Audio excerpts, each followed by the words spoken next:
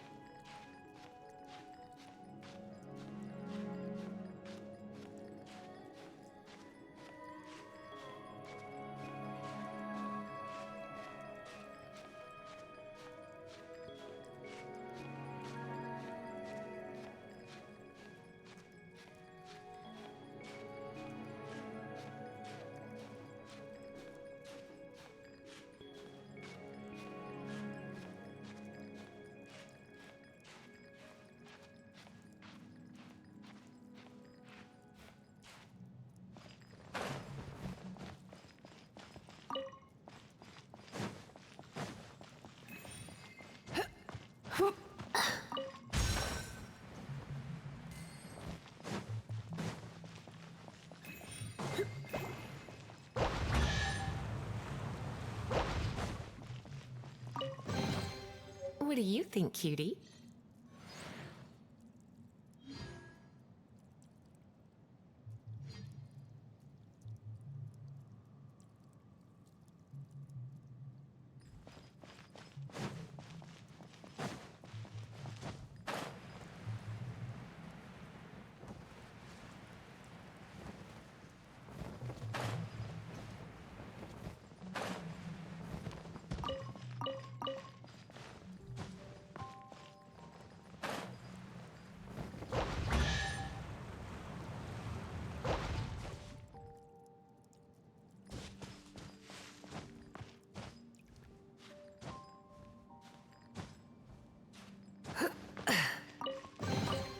No pain, no gain.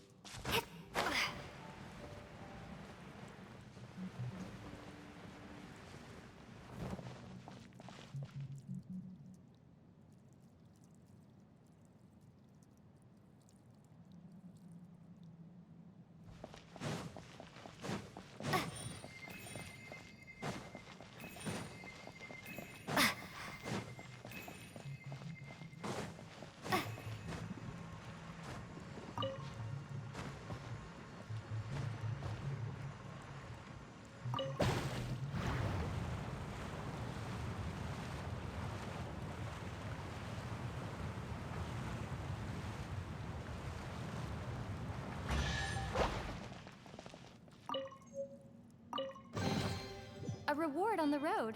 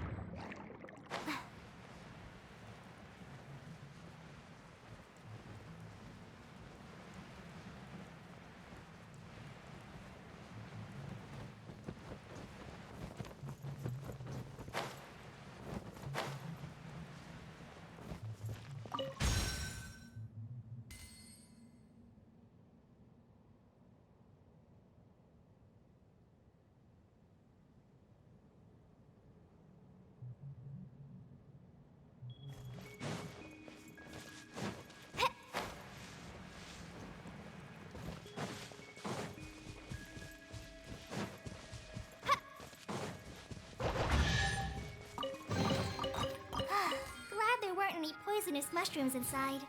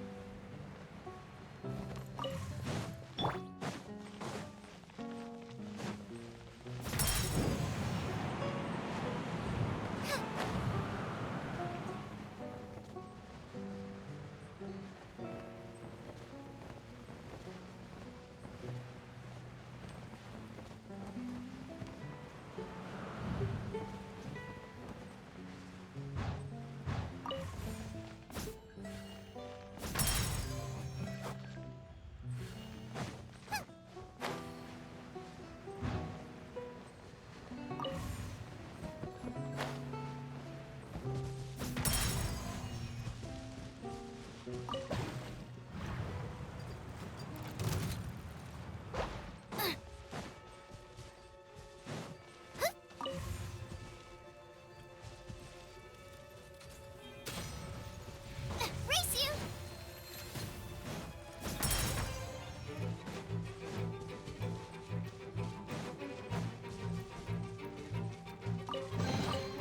What a bountiful harvest!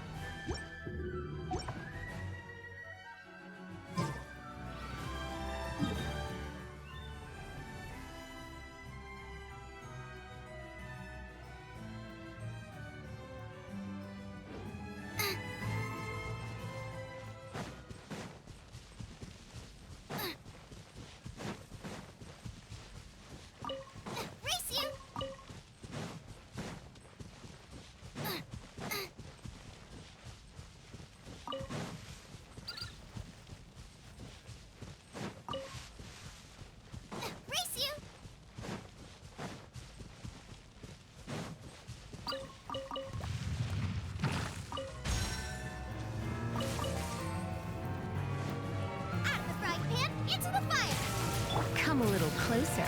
You're in for a little shock. You're in for a little shock. Come a little closer. Go, go, Barracuda!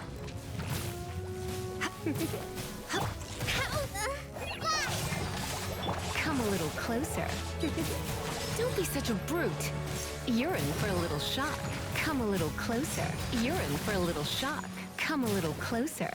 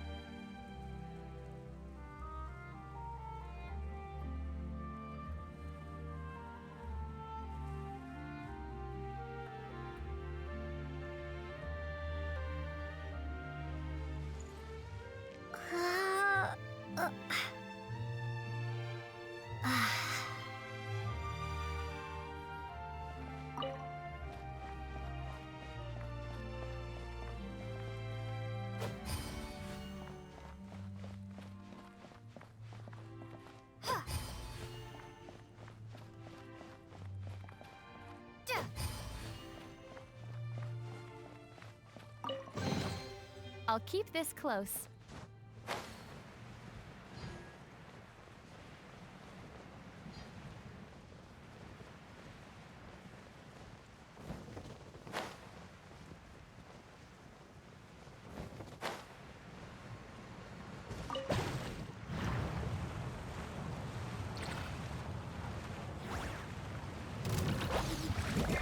You're in for a little shock. Come a little closer.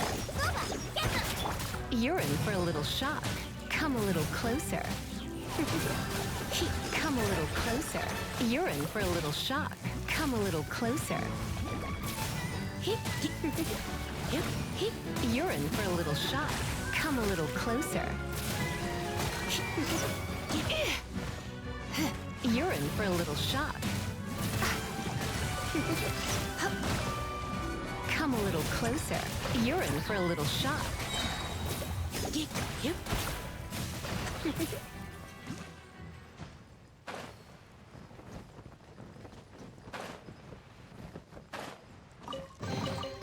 No pain, no gain.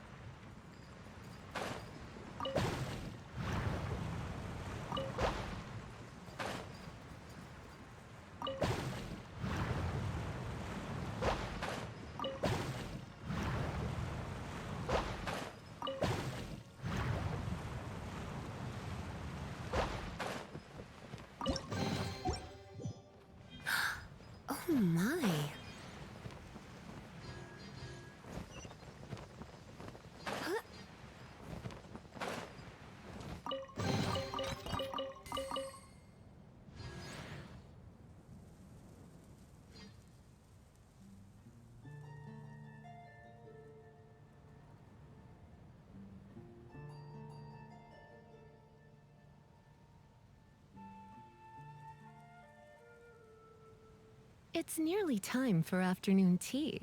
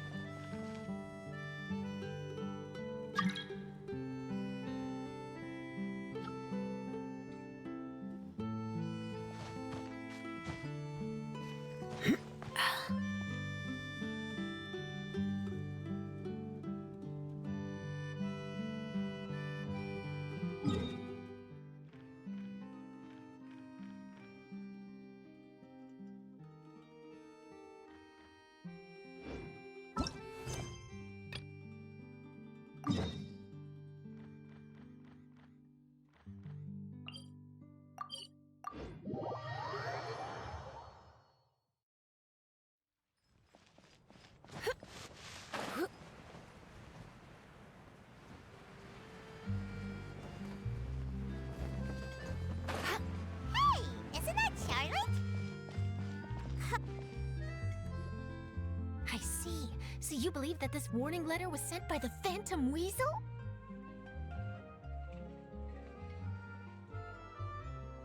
Absolutely. I've said it before and I'll say it again. The Phantom Weasel never acts as you expect. He must have faked his own death 10 years ago using a body double. Now that he's back, I'm sure the guards who worked on his case back in the day are in for a headache, but however this turns out in the end, the one thing it won't be is boring. Couldn't agree more. As a journalist, I'm gonna get a lot of mileage out of this one. Thank you, sir, for your time. Now, whom should I interview next? Huh? Hey! What a coincidence! Fancy meeting you here. Perfect timing. So, the Phantom Weasel's latest warning letter. What are your thoughts?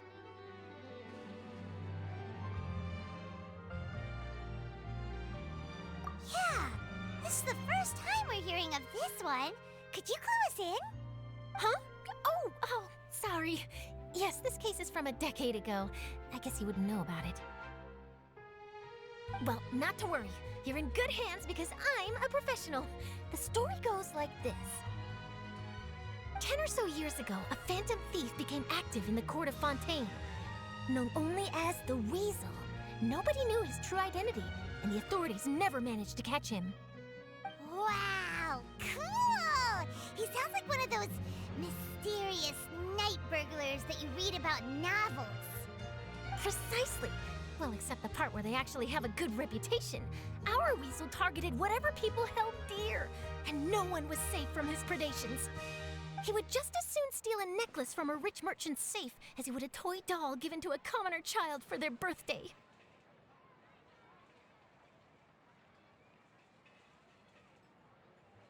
I know. The phantom thieves you read about in novels rob the rich to pay the poor, but this guy did not discriminate. Unsurprisingly, this didn't work wonders for his public reputation. Every man and his dog wanted to see him behind bars. Yeesh. So, did they catch him? Not exactly. There's a good chance that the Weasel would still be at large to this day if it hadn't been for an accident 10 years ago. A magician named Caesar fell to his death in a botched high-altitude escape performance. When the police went through his personal effects, they found a hoard of stolen loot and gadgets used for criminal activities. And that was how the Phantom Weasel's identity was revealed to all. Sure enough, thefts in Fontaine went down after Caesar's death. But today, 10 years on, the notorious thief has once again issued one of his warning letters and pasted it on the gate of the Opera Epiclese for all to see. I had to squeeze through the crowd this morning to get a photo as soon as I heard. Here, it's this one. So, this is the warning letter, huh? Let's see what he wrote. 3 days from now, when evening falls, I shall take from you that which you hold most dear at the Opera House, just as you did to me 10 years ago. This is, without a doubt, a clear declaration of criminal intent. After years of laying low, the Phantom Weasel is back with a vengeance. What once seemed like an open and shut case has been blown wide open again. But why has he reemerged now, and what does he want? I sense an epic scoop, and I'm going for it. Uh-oh. If this thief will steal anything that other people value, does that mean even we might be targeted?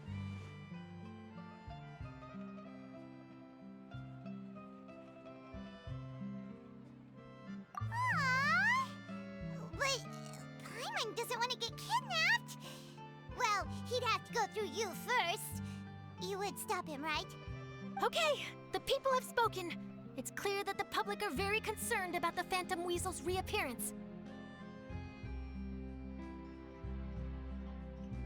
Let's see, I've got a photo of the letter, my interview notes. Yep, that should be enough to form the skeleton of my article. It does feel like something is missing, though. Something exclusive. Who should I interview next? I need someone with a more concrete connection to the Weasel. Is that who I think it is? Lenny!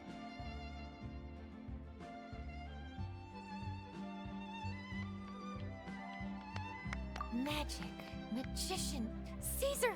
The Phantom Weasel! That's it! Let's go interview Lenny! You see, the original Phantom Thief Caesar was a magician too!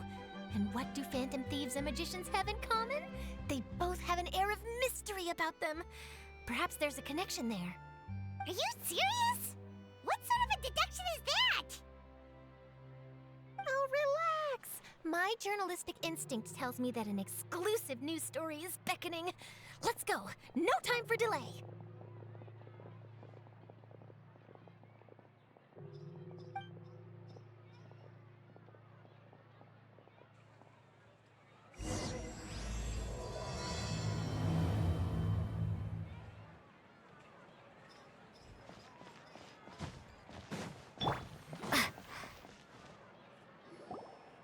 Wow, Mr. Magician! How did you know which card I picked? Oh, it's simple.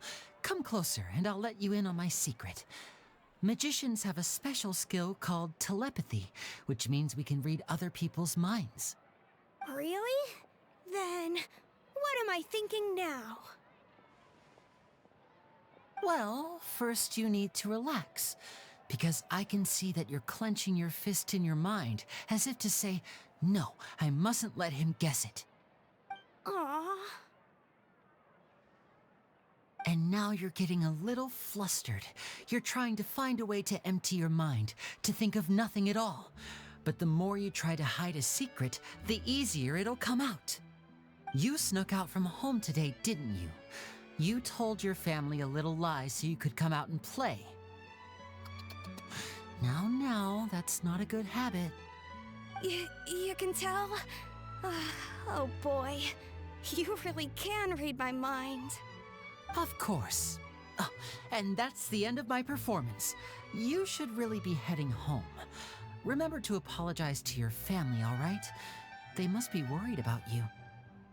All right, got it. Bye, Mr. Magician.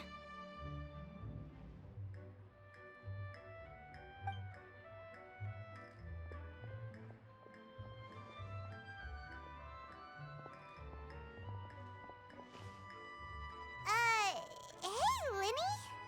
Why, hello. We meet again. Are you looking for me? What's the situation? Well, why don't you guess, Mr. Telepathic? Oh, please. You didn't believe that spiel, did you? The power of telepathy is quite beyond me. I'm sure that child would beg to differ. Seemed like you were right on the money. That was nothing more than a little trickery. I made an educated guess based on his micro-expressions. That, plus the fact that he was the only kid here without his parents, and he looked as guilty as sin. He made it easy for me. You guys, on the other hand, let me guess. Don't tell me you're here for the Phantom Weasel, are you? Wow! Got it in one! Is this more of your trickery at work? Wait, really? No trickery this time. It was pure luck. His warning letter's been the talk of the town, so I figured that maybe you were asking around about that. Bingo! I plan on writing a column reporting on the latest news about the Phantom Weasel. So, Linny, what are your thoughts on this infamous thief's reappearance? To be honest, it makes me angry. Angry? Why? You read his letter, right? The Phantom Weasel claims he's planning something in 3 nights' time at the Opera House. That's the night I'll be performing there. Huh. What are the chances? Wait a minute, you don't think he's after you, do you? Well, if he is, then his warning is clearly a direct challenge to me personally. And if he's not, then it's still going to be a huge headache for me. The mere mention of the Weasel's name is enough to scare people off. So once the contents of that letter get out, barely anyone will be showing up to watch my show. But I've been preparing for this for a long time. I'm not about to let him ruin my big day. This leaves me with only one choice.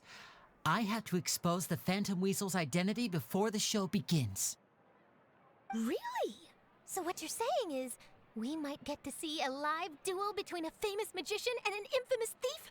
Wow, this has exclusive written all over it. To be honest, I'm not sure if I'll emerge the victor. The Phantom Weasel is a notorious crook, infamous for his inscrutable methods. You're being far too modest, Linny. I think your magic tricks are even more inscrutable than those of a thief. Thanks for the compliment, though I have to say, I don't care much for the comparison. A lot of people liken magicians to thieves because we both have the ability to make things disappear without the person noticing. But there's an important difference that these people overlook. Allow me to demonstrate with a quick magic trick. Here, I have a flower, just an ordinary flower that was picked not long ago. Watch it carefully now. 3, 2, 1. It's gone!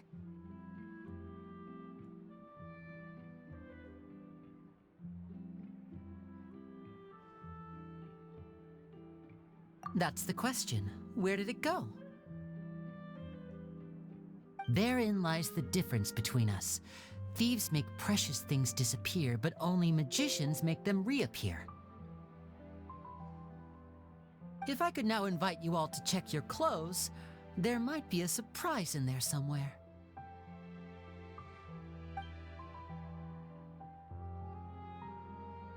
A surprise? Let me see!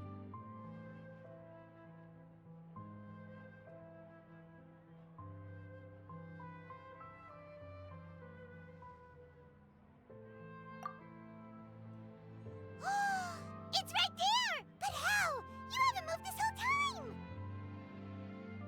What an outstanding trick! Sorry, Linny, it seems that my previous praise was woefully inadequate. Clearly, magic is the superior art form to theft. Don't worry, I didn't take offense.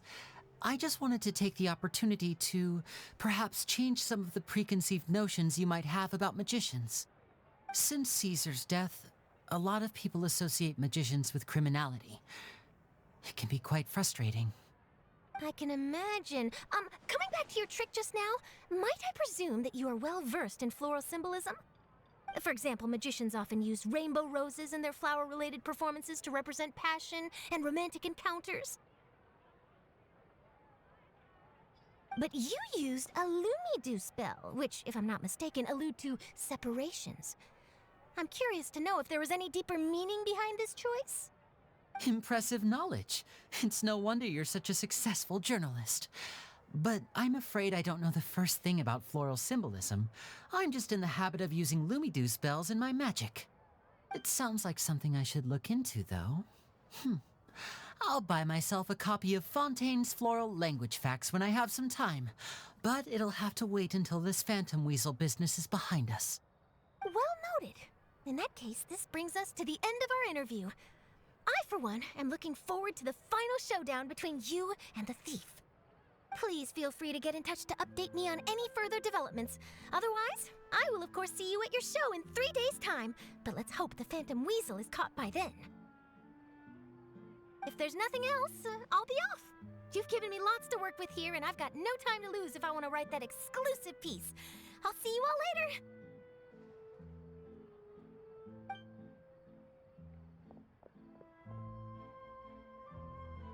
So, Lenny, are you gonna tell us how you did that flower trick now?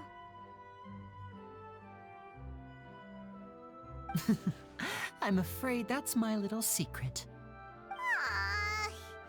Well, magicians are entitled to their secrets. But Paimon's really itching to know how it's done. You feel it too, right? So itchy.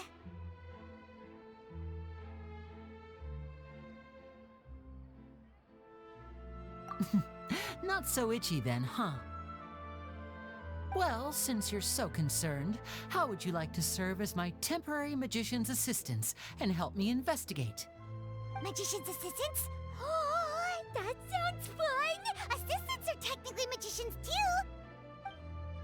Also, it'll bring us one step closer to figuring out how that darn trick is done! Shall we go for it?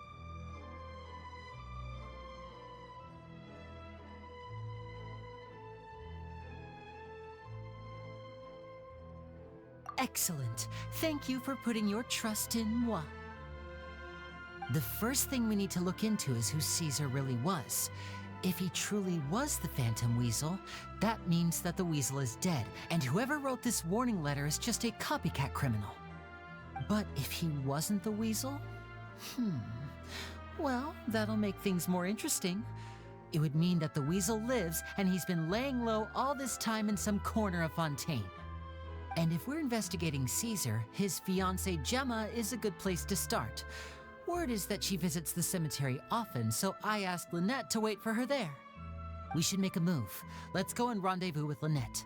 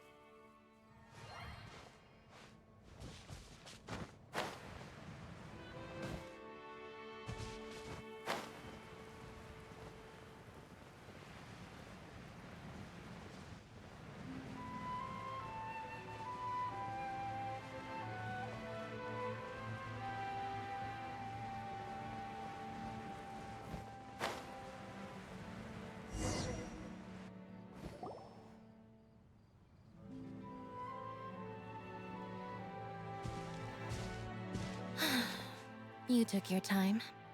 Sorry, I bumped into the Traveler and Charlotte en route, and we ended up chatting for a while. It's been a while, Lynette. We're working as Lenny's temporary assistants in the investigation of the Phantom Weasel. Thank you. It's good to have you helping. So, what's the situation? Have you seen Gemma? Nope. I've been here a while, and she still hasn't shown up. How bizarre. Maybe it was bad intel. Well, we won't get anywhere by standing around waiting. Traveler, Paimon, let's go ask around.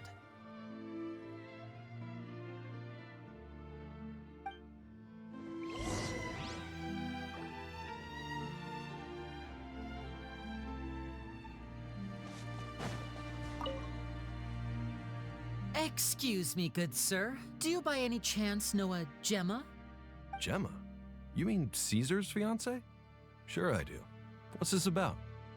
I'm just trying to get a hold of her because I need her help with something. I heard she comes here a lot.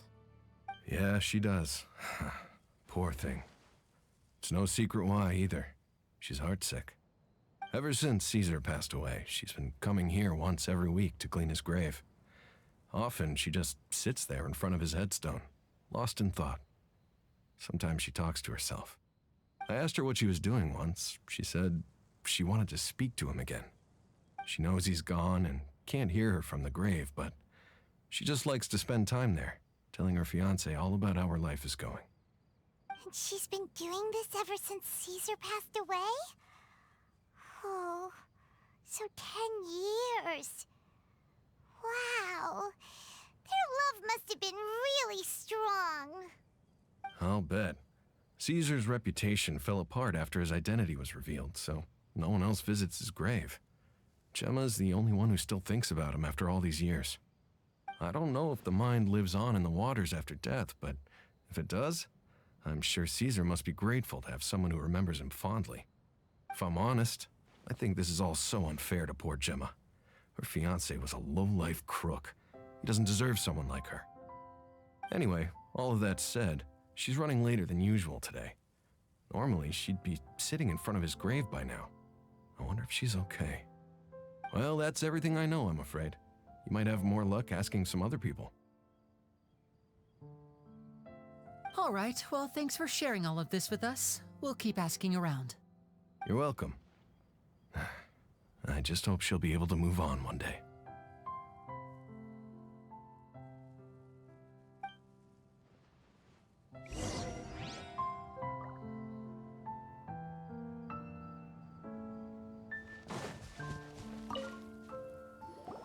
Did you hear the news? They're saying the Phantom Weasel's back. You're kidding. Wait, isn't he dead? I don't know anymore. All sorts of news flying around nowadays. I can never tell what's true and what isn't. But what if, just hypothetically, I mean, what if this weasel's the real deal and Caesar was framed? Called it. Seriously, 10 years ago, on the day it all went down, I said to myself, you know what? This guy's been set up. The Caesar I knew was a good guy. He gave balloons to children on the street, for Pete's sake. What, are we supposed to believe that he was a balloon thief or something? Give me a break. Oh, please. Weren't you the one cursing his name to high heaven when the police announced the news? You were all, that gosh darn lousy son of a, you think you know a guy, or words to that effect. Wait, did I say that? I don't seem to recall.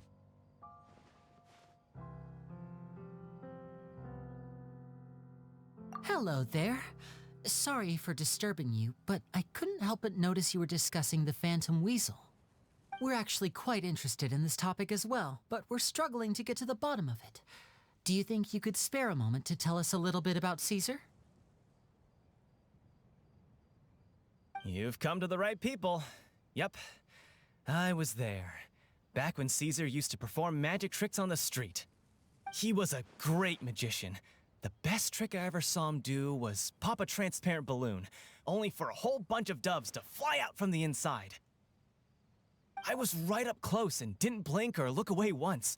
But for the life of me, I still don't have the faintest clue how he pulled it off. Really incredible stuff. I saw him perform too.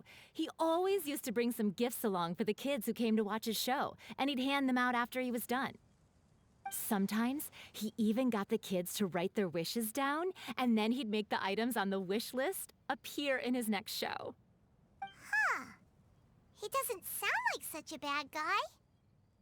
But after he died, there were also rumors that he used the wish list to find out what was precious to people, with the intent to steal it later.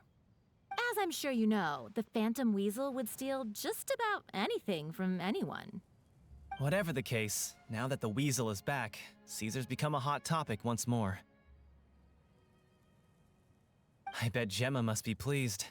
If Caesar's name gets cleared, maybe it'll finally give her some solace after all this time. No, speak of the devil. That's her over there. If you've got any more questions about Caesar, she's definitely the one to ask.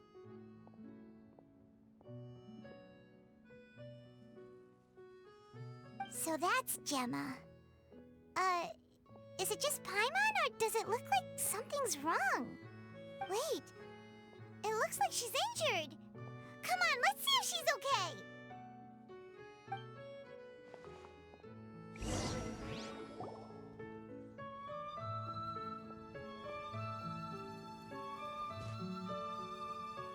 Hi there. You're Gemma, right?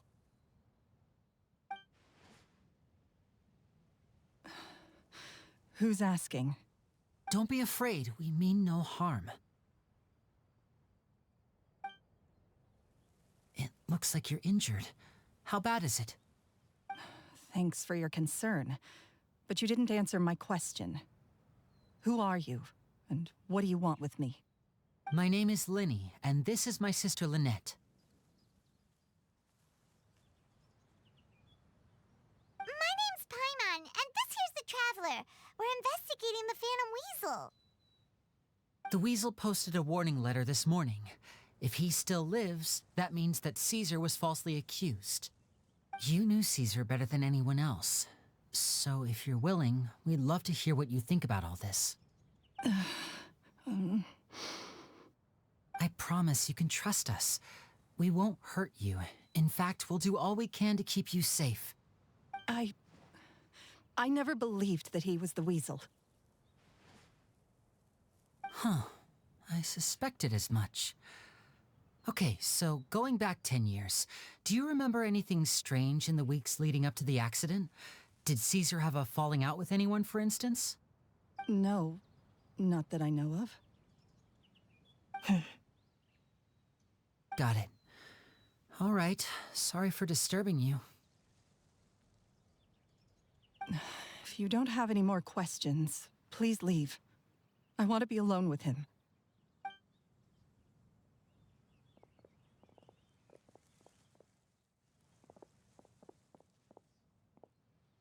Judging by the look on her face, there's definitely something fishy about her. She's lying. She definitely knows something.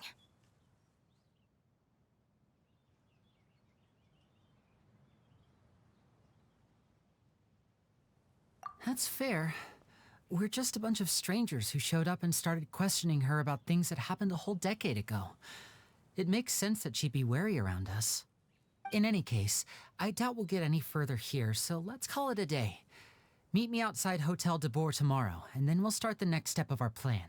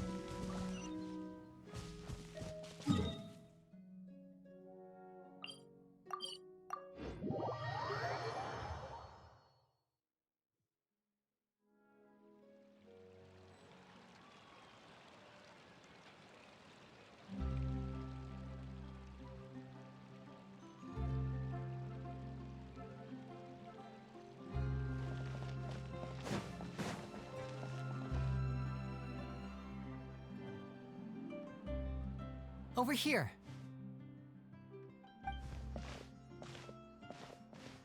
Lynette's not joining us today? I've had her follow Gemma and see if we can make any inroads with her. They should be at a cafe right now. Still, I don't think that Gemma's likely to open up to us. So, we need a contingency plan.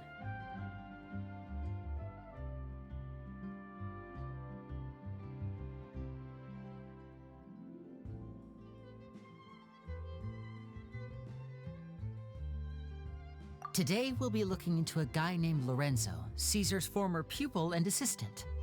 When Caesar passed away, all the stolen goods discovered in his home were confiscated and returned to their rightful owners.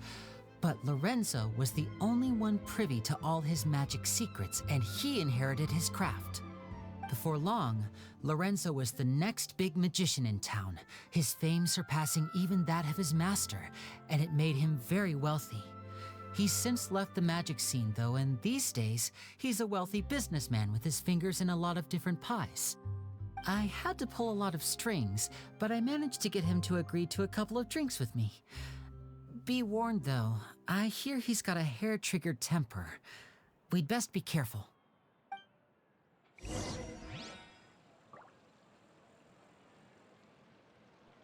cannot just rely on the ocean's self-cleaning ability.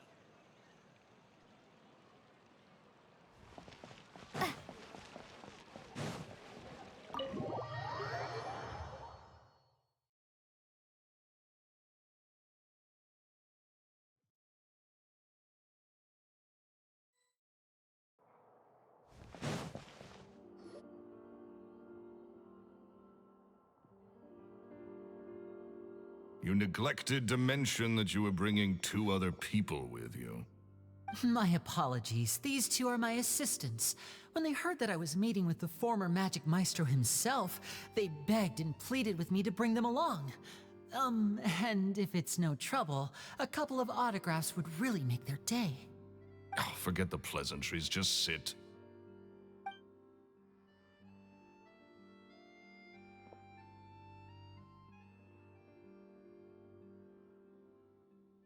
Get a load of this guy. Forget the pleasantries, he says, but he looks pretty happy about Lenny stroking his ego. I only agreed to meet since we're both magicians. Do me a favor and cut to the chase. I have more important things to do than drinking. Much obliged, sir. As it happens, the matter I want to address is also related to magic. Yesterday morning, a warning letter from the Phantom Weasel appeared on the entrance to the Opera House. He claims to be planning something for the same evening that I'm scheduled to do a magic show there. As such, I believe that I may well be his target. I have to get to the bottom of this to ensure that my show can go ahead as planned. Naturally, any investigation into the Weasel starts with a few questions about Caesar, who... What is there to investigate? Caesar was the Weasel and he's been dead for 10 years. So what if some sick creep thought it'd be funny to write a warning letter? It changes nothing. Are you trying to tell me you actually bought it? Please, sir, no need to get so worked up. I do concede that a copycat is but one possibility. Possibility? It's a fact, Lenny. Look, my patience is limited, so listen carefully while I'm still willing to put up with you. The Weasel is dead.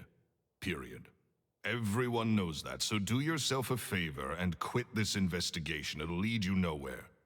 Look, if this affects your magic show in any way, I will personally compensate you for any losses. Oh, sir, I'm honored, really. But this isn't about finances for me. My pride as a magician is what's at stake here, Lorenzo. Copycat or not, this person has thrown me the gauntlet, and I must meet their challenge head on. Your pride? Don't mince words with me, boy. Just tell me, what exactly are you seeking to do? I want to find out the Phantom Weasel's true identity. I have to know for myself what really happened 10 years ago. What would that accomplish? And what do the events of 10 years ago have to do with you, anyway? Look, you of all people should know that a magician never reveals their secrets. And in any case, dead men don't talk. So if you really care about your magician's pride, then you'll forget about Caesar and move on. Uh-oh. This is getting awkward. Lorenzo? Is that? Oh, it is you! I know that big, booming voice anywhere. What's up, my man? Want to grab a drink with me? Another day, I'm busy. Oh, come on. You can't be all business all the time. You know what they say? Live fast, die young. You gotta learn how to kick back and relax once in a while. If I wanted your life advice, I'd ask for it. Now get out of my face and go be drunk somewhere else. Sorry, my good sir. I don't believe I've had the pleasure. Oh, hey! Edmondo. He and I are business pals. We worked together a bunch of times. This is your first time meeting him? Oh, he's always like this. Foul-mouthed and hard-nosed. Never heard a kind word out of this guy the whole time I've known him. And he wonders why he can't get a girlfriend, despite being, what, pushing 40, 30, something? Anyway, point is, a lot older than when he first got rejected by the girl he was into. And he's still into, from what I hear. Shut up and get out of my face. Another word out of you and you can forget about doing business with me ever again. Do I make myself clear? Sorry, I may have had a little too much to drink. All right, I'm gonna leave. Don't work too hard.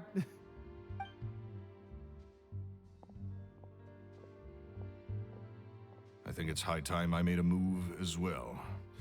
If you really want to investigate this, Linny, be my guest. But if nothing good comes of it, don't say I didn't warn you.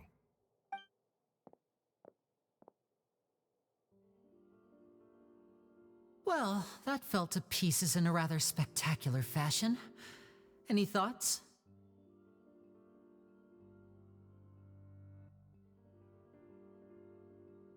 Totally. And what was all that about compensating you for your losses? Why would someone you just met make an offer like that? He's gotta be hiding something. And not like Gemma. She was a little suspicious, but this guy's definitely covering something up. I think so too. We need to look into Lorenzo more closely. That guy Edmondo seems to know a thing or two about him. He only just left. Let's see if we can catch up with him.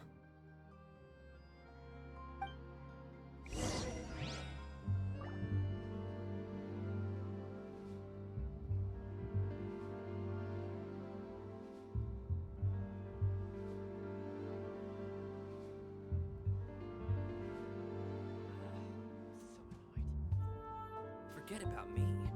This is about what you want. What did you want exactly?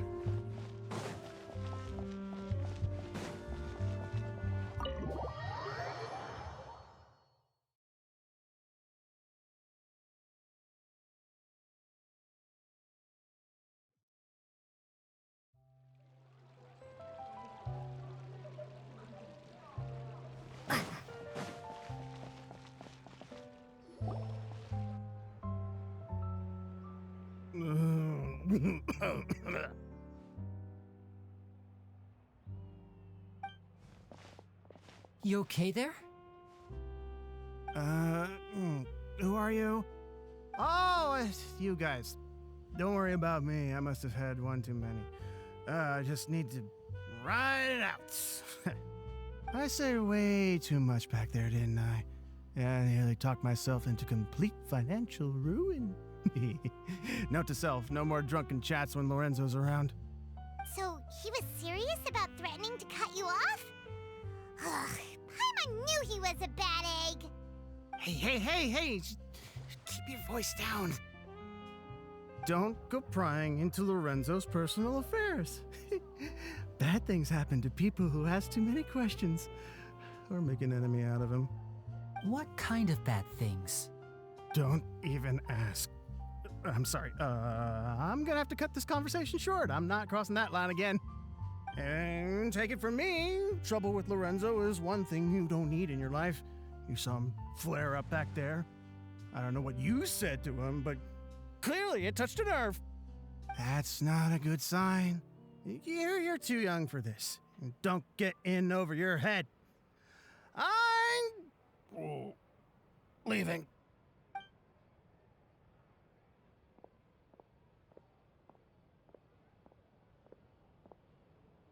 And there he goes. What do we do now, Lenny? Shh! I think we're being watched. Someone was listening in to our whole conversation.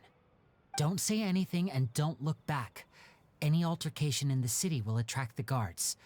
We'd better take this elsewhere.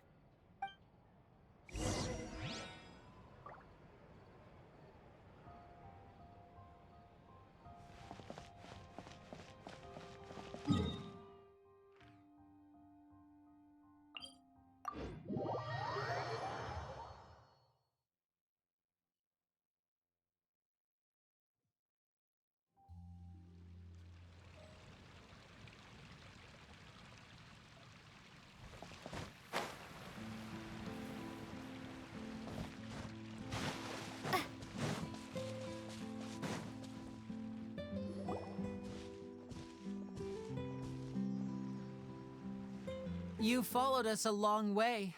Why don't you come out and introduce yourselves? So you're Linny. And where's your sister? Ain't she with you today? Save us the trouble and go fetch her for us. Let's not drag this out. Paimon doesn't like the tone of your voice, mister! Who sent you, huh? Save your questions, missy. You ain't gonna need answers where you're going. Capiche? Looks like we can't avoid this fight. Now, I'm not the strongest fighter, so I hope you're ready to back me up. Don't worry, we got this!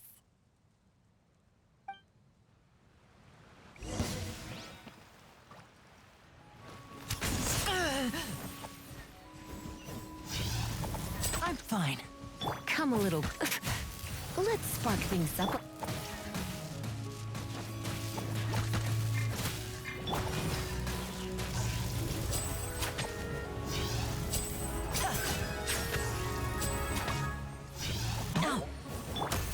You're toast! You're in for... You're in for a little shock. You're in for a little shock. Curses. They're tougher than we thought. Vision wielders are always trouble. Intimidation ain't gonna work like it did on the lady. Come on, let's scram! Hey, wise guys! We ain't through with you yet! Oh, they got away! Did you catch what they said just before they left? Something about intimidating someone else.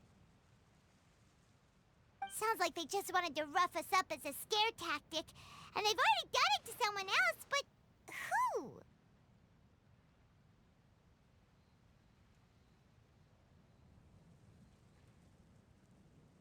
You're right.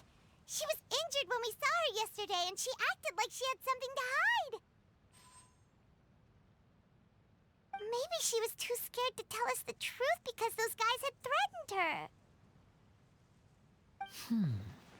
Well, if that's the case, she should be more willing to open up to us once she learns that those thugs won't be bothering her anymore. Let's head back to the cafe and see if we can get any information from her.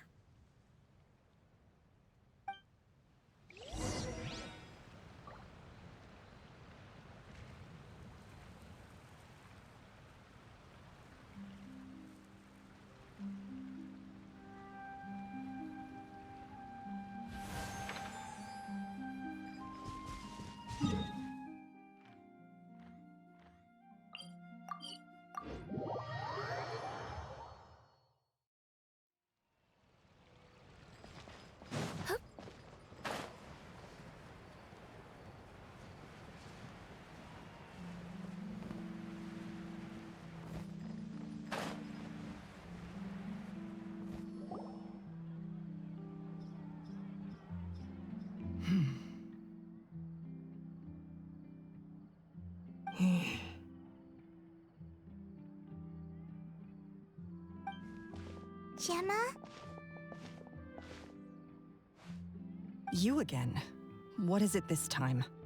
We just ran into the men who've been threatening you, and we gave them a taste of their own medicine. So, you can relax now. We're here to protect you. What? Why? I didn't tell you anything. Why would they come after you? Sounds like they're no strangers to you. That's putting it mildly. I know them all too well, and I hate them with every fiber of my being. It's been 10 long years, and still every time I try to look into Caesar's death, they show up and warn me not to do anything stupid. How do I know I can trust you? Do you really think you can get to the bottom of it all? And why are you doing this? I'm afraid I can't reveal all the details just yet, but I can promise you this. I will expose the Phantom Weasel's true identity. Because you see, this is a personal matter of the utmost importance. I give you my word. Trust me. Okay. How can I help you? I've heard that Caesar used to have a magic workshop where he kept a lot of his personal effects. If possible, I'd like to take a look at them. Do you know where it is? The Fleuve Cendre. But the place was sealed up by the police after his death, and no one's been there since. I also know that the Fleuve Cendre is dangerous territory. Lots of hostile groups lurking around. If you're serious about going there, please be careful. Understood. Lynette, you stay here and take care of Gemma. Don't let her come to harm. Got it. But if I'm staying here, I'm ordering dessert. I mean, bon appetit, but stay sharp too. They're likely to come for you while I'm away. Okay. All right. Power saving mode off. I'll start taking this more seriously now.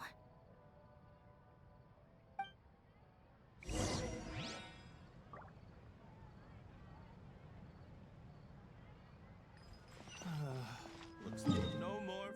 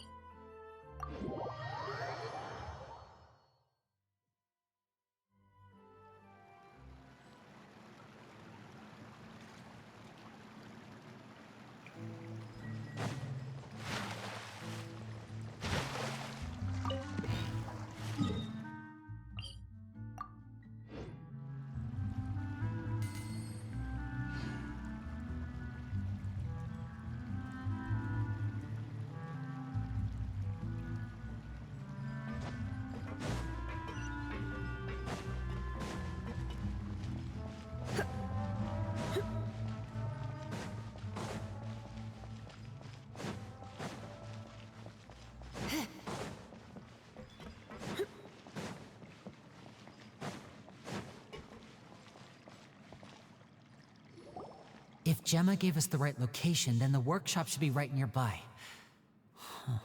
Looks like these boxes are blocking the entrance. Let's shift them away first. There we go. It should be just down here.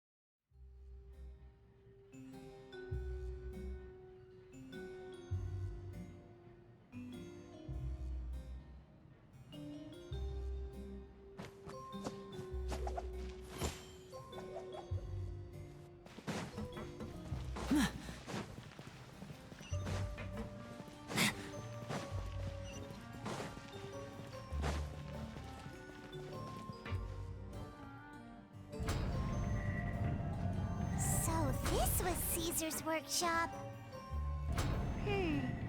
Nothing suspicious here, just normal magic props. Let's head in further.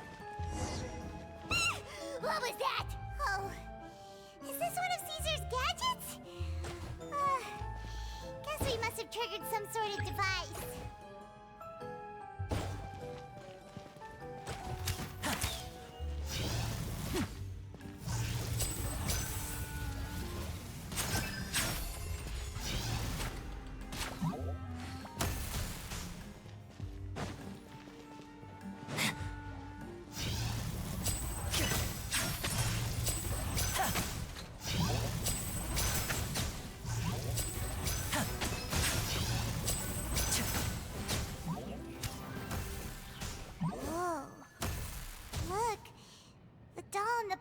Is glowing.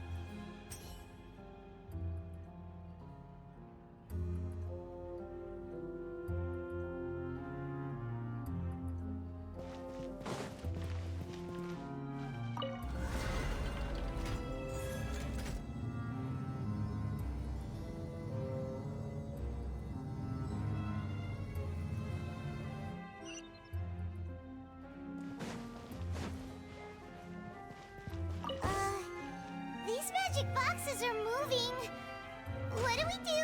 One of them looks different from the rest. Let's investigate. Got it. We're supposed to find the box that lit up at the start, right? There should be another wish list inside. Let's keep trying.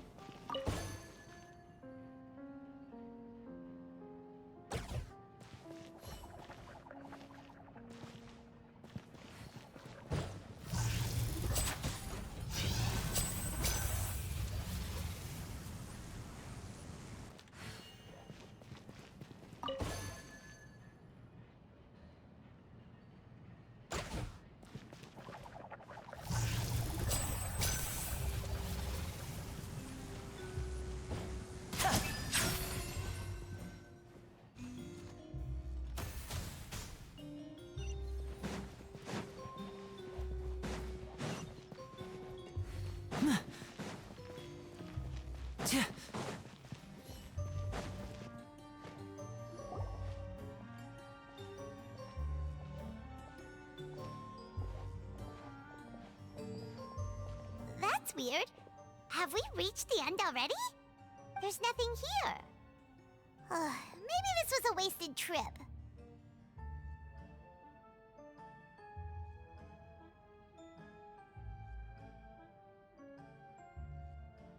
This place seems a little too ordinary for a magician's workshop.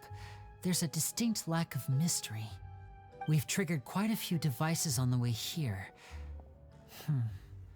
I'm starting to wonder whether Caesar built this whole place as one big, elaborate magic contraption. If so, then there must be more to this place than meets the eye. Maybe a hidden room somewhere. Aha! If I just move this book, then hopefully... and... presto! A secret passageway! How did you know? I'm a magician too, and apparently great minds really do think alike. Looks pretty big inside. Let's head in and take a look around.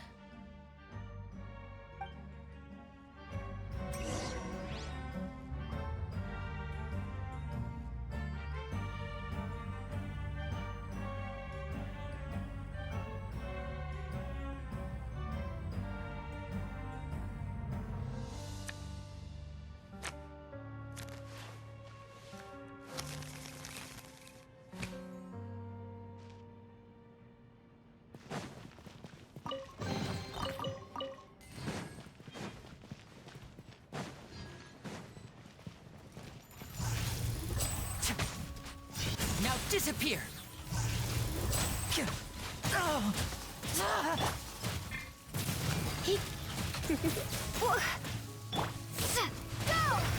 Come a little closer.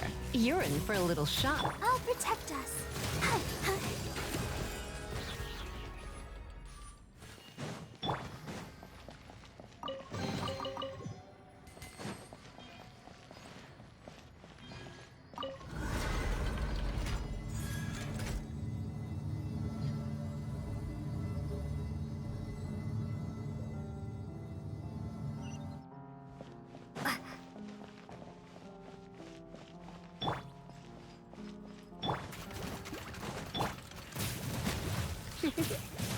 You're in for a little shock. A round of applause!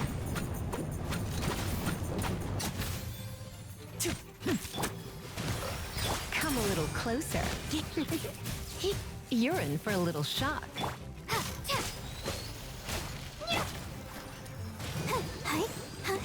Come a little closer.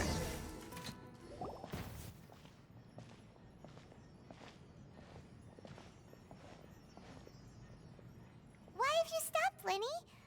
Is there some device in that box? Huh. It just looks familiar somehow. Let me check this out for a second while you guys go on ahead. If anyone makes a major discovery, let's rendezvous here. All right, see you in a bit.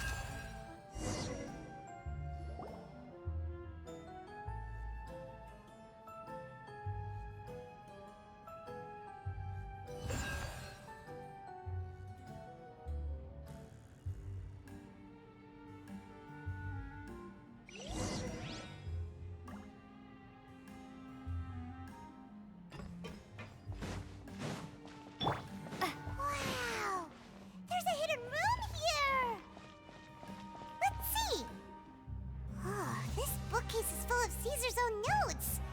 He wrote a lot about the principles of magic. Whew. Much too advanced for Paimon. Hey, look! Is that Caesar's diary on the table?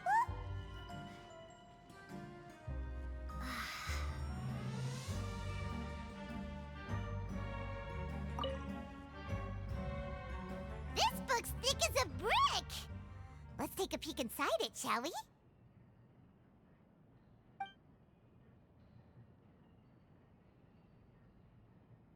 At one of my shows a few days ago, a child asked me how I pulled candy out of my hat. As a joke, I told the kid that the hat has a built-in wish-granting machine. Next thing I know, today a whole bunch of kids were pestering me to pull all sorts of things out of the hat. So I told them another white lie. The machine needs time to power up, but in the meantime, you can write your wishes down. Well, they took me up on that offer, enthusiastically. As I write this, I've only just got back from running around all over town, buying the things they wanted. Boy, are my legs sore. I wound up saving very little this month, but that's not a major issue. I now have a bigger problem. How am I going to hide all these things inside my hat?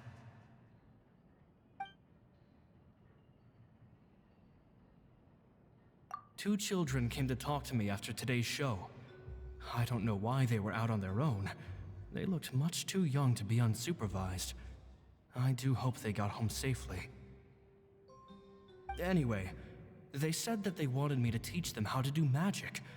It's not uncommon for children to ask this, of course, but I've never seen any of them as serious about it as these two.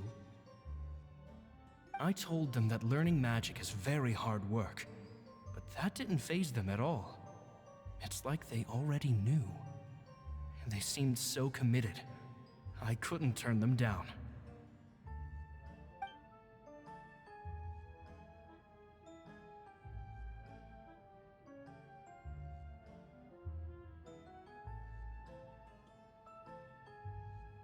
It seems like something's bothering Lorenzo lately, but he won't open up to me about it. Surely he's not upset that I agreed to teach those two children. I'll have to talk him around. I have a good feeling about those kids. They're naturally talented, and it seems like they're not new to the world of magic. They have all sorts of fantastic ideas. All I'm really doing is helping them develop a more professional standard training plan. They wanted to call me Master, but I told them they absolutely mustn't. Any magician worth their salt could have taught them what I have. They're the geniuses here. Compared to them, I don't deserve to be called any sort of master. With time, I have no doubt that they could become far greater magicians than I. My only concern is why they're so mature for their age. I fear they've had to grow up too fast. I don't dare to imagine what they must have been through. Gemma thinks so too. She doesn't like being around them. Says that their eyes are too piercing. They don't bother me, but then again, I've never been the sharpest tool in the shed.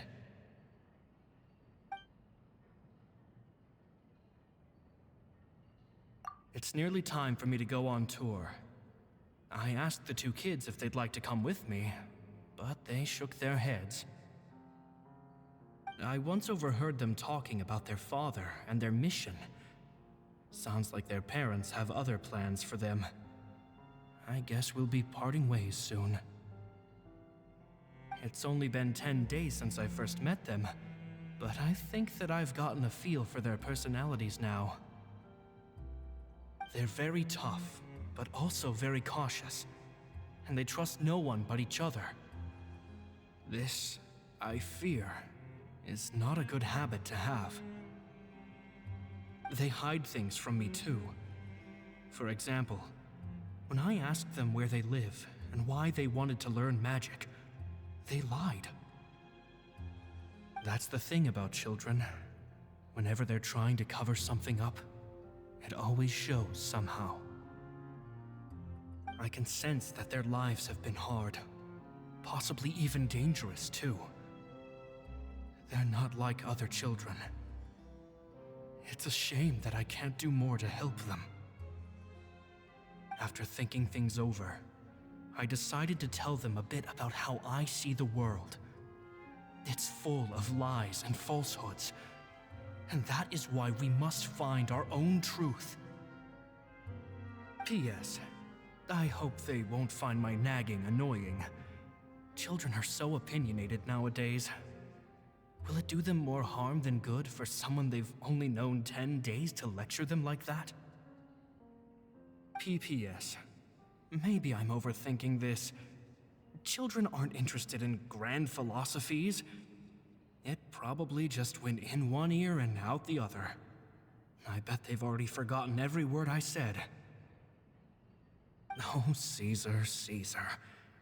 Just mind your own business next time.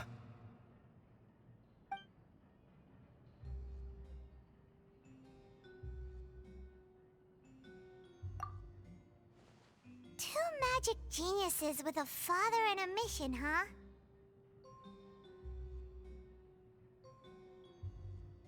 Sounds a lot like he was writing about Linny and Lynette, don't you think? So did they meet Caesar when they were kids? Let's go ask Linny!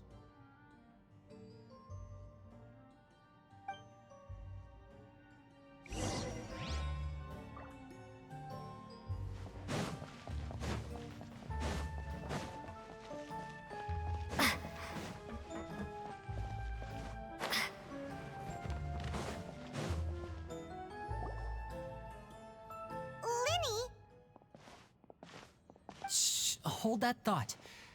As I expected, there's a lot of fishy things going on in this place. Fishy? Uh-oh, what have you found? All in good time. Before we go over our new leads, I want to tell you how a high-altitude escape is performed. First, the magician slots themselves into a magic box in full view of the audience. The box is then suspended high in the air, and a short while later, the base automatically opens. At this point, a dummy will fall out of the box, but it looks real enough to grab the audience's attention, and they start wailing and screaming. Meanwhile, the real magician, who has by now blended into the crowd, waits for a good moment to make their appearance and put on a hysterical performance. Oh no! Is that me? Did I just fall to my death? Very vivid description. Paimon can really picture it. And then what? The audience's gaze then turns to the magician, and by the time they realize what's happened, the dummy has vanished, as if everything that just happened was some sort of shared illusion. Of course, that's just how I think the process should work, theoretically speaking.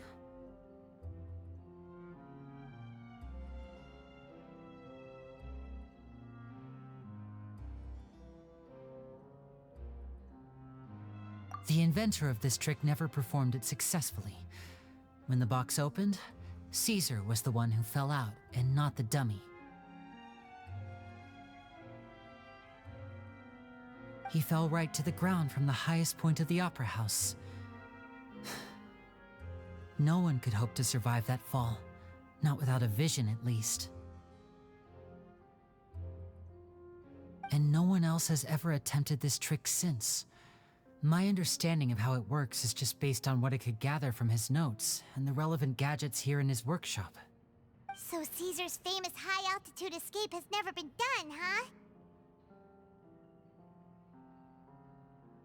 Paimon was about to say how cool it would have been to see it in person, but if it's that dangerous, it's probably for the best that no one else tries to do it.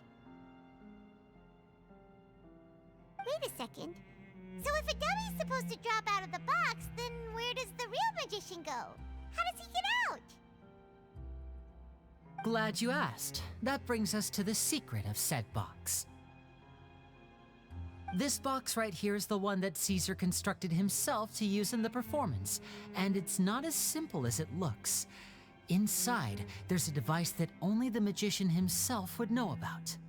Once the magician's inside and the box is lifted up into the air, the audience's view of the box is fixed at a certain angle.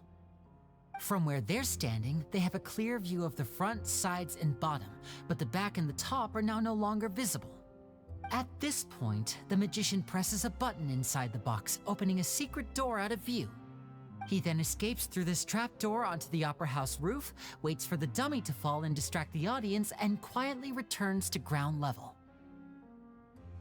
That's way simpler than Paimon imagined. Even Paimon could probably do it. Well, there's a little more to it than that, of course. The hardest part of this trick is controlling the audience's mood and reactions.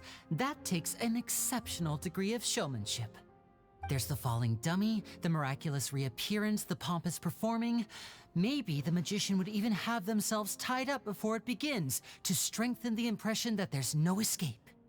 Many days and nights of careful research and painstaking practice would have gone into this, all culminating in a performance just a few minutes long, but one that still manages to transform the shock and grief of a tragic accident to the joy and laughter of a mesmerizing magic trick. Caesar was a highly accomplished magician, but unfortunately, even he didn't manage to pull it off. So, how did it go so wrong? You said you found some fishy stuff here. Have you figured out what really happened? I can make a pretty good guess. I looked into the case files. The magic box Caesar was using at the time of his death had the secret button I mentioned positioned on the right-hand side. And sure enough, he always used his right hand as his dominant hand in public. Okay. Nothing suspicious there. But here's the strange thing. Most of the devices in this workshop have the mechanism on the left-hand side, including this box right here, which leads me to believe that Caesar was in fact left-handed. Because a magician can't afford to have their most basic habits stand out too much. People naturally focus their attention on the most important details of the task or situation at hand. But a magician needs to be able to redirect an audience's attention at will so as to avoid arousing their suspicion. The essence of magic is getting people to believe a lie. If even the truth raises eyebrows, the falsehoods become all the more difficult to mask. And so, Caesar trained himself to use his right hand to align with his audience's expectations. Great magic always requires sacrifices. But in his most stressful and nerve-wracking moments, and when no one was watching, reflex would kick in and he'd use his left hand. That's why he set his gadgets with the mechanism on his left.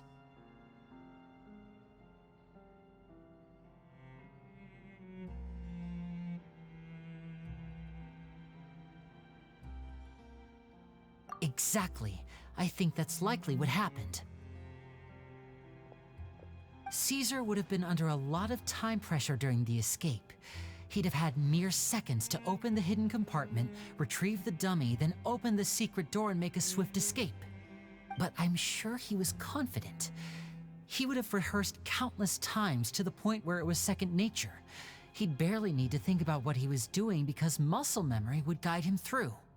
So he opened the compartment, took out the dummy, checked everything was in order, and then went to leave. With his left hand, he reached for the button, and suddenly, his heart skipped a beat. It wasn't there.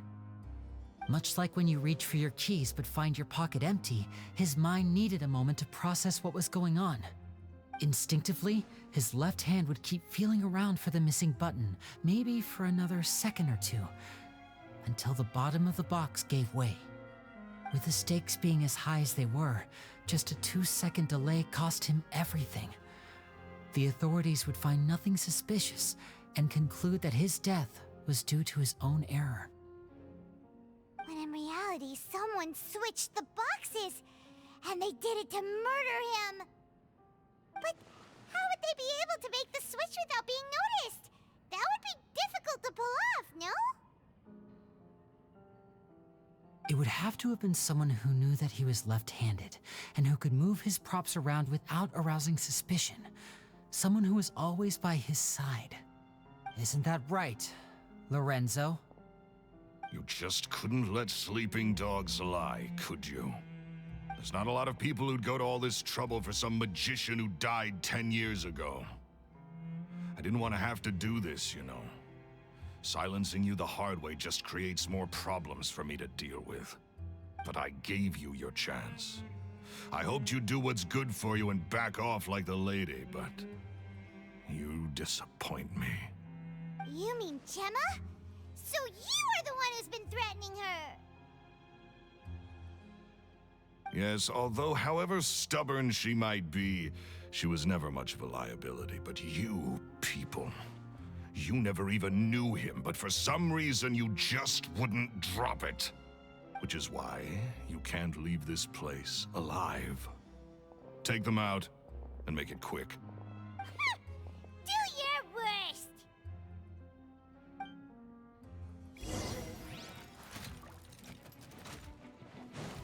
And voila! Wipe out! Try not to enjoy this too much. You're in for a little shock. Come a little closer. You're in for a little shock. You're in for a little shock. Come a little closer. Let the show begin. You're in for a little shock. Come a little closer.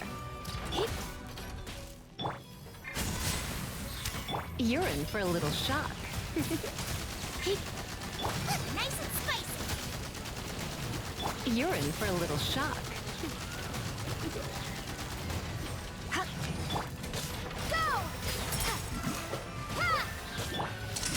Let's get this show on the road! Now disappear! You're in for a little shock. Come a little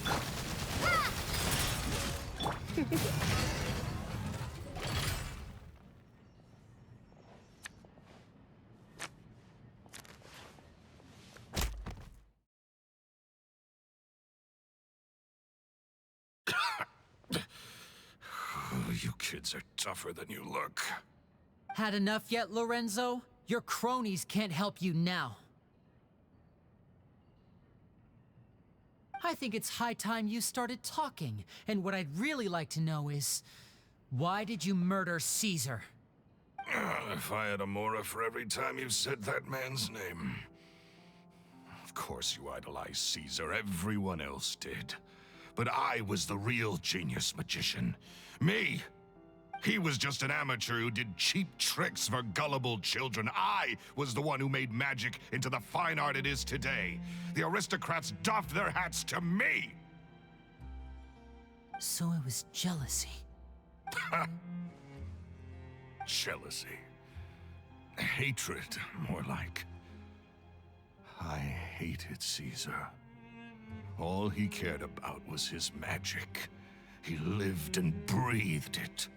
He poured everything into his street performances and his stupid tours like it was just a hobby to him, never bothering to think about Mora.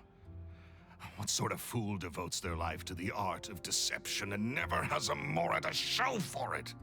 But the people loved him, didn't they? Oh, how they looked up to him. No one gave me a second look. All I ever heard was, "Oh, your master's amazing, isn't he?" Amazing. Yeah, so amazing that he was completely broke. Every other apprentice was living it up at their master's expense, but no, not me. I put in all the work, mastered all the skills, and it brought me nothing more than the life I already had.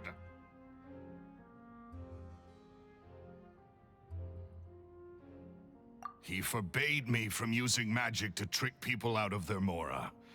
There was nothing he hated more than that. And with his reputation in Fontaine, it was too risky for me to go it alone. As long as he was alive, if I dabbled in my own brand of money-making magic, he would expose me, and it would destroy me. I had to kill him. There was no other way. He had to go. And this was your only motive? It was reason enough. What other motive would I need? Well, I was under the impression that there might have been other factors at play. For instance, maybe you were in love with Gemma, but she was engaged to Caesar. In love with Gemma? Don't be ridiculous. Guess I was wrong about that then. Next question. Are you the Phantom Weasel? I am. Caesar was so strict with me. He insisted that his way was the right way, that the sole purpose of magic was to bring joy to the world. I never bought into any of that. I was more interested in the practical value of magic. Sure enough, it helped me fill my pockets with all kinds of valuable treasures.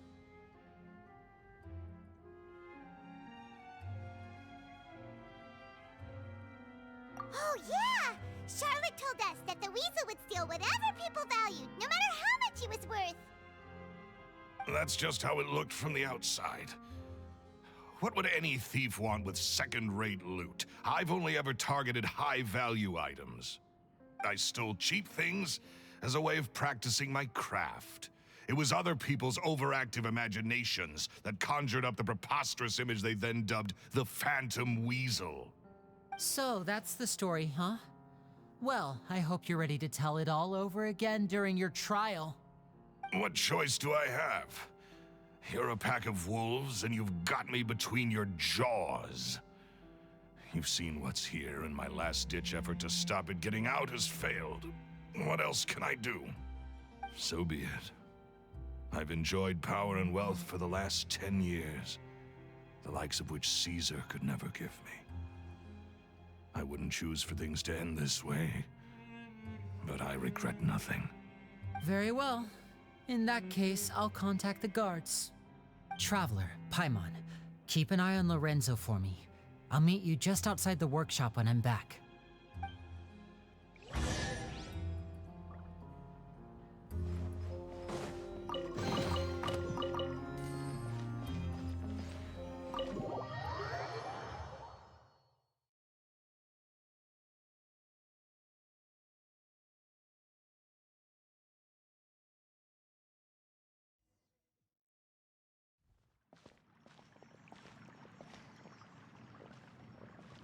Lily has told me the whole story.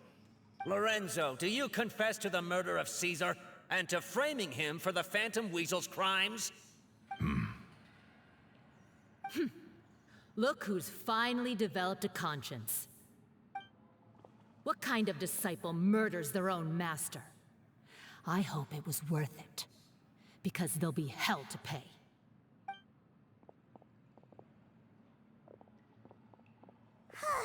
Looks like it's all over. What should we do next, Lenny? Should we start preparing for your show? Let me think.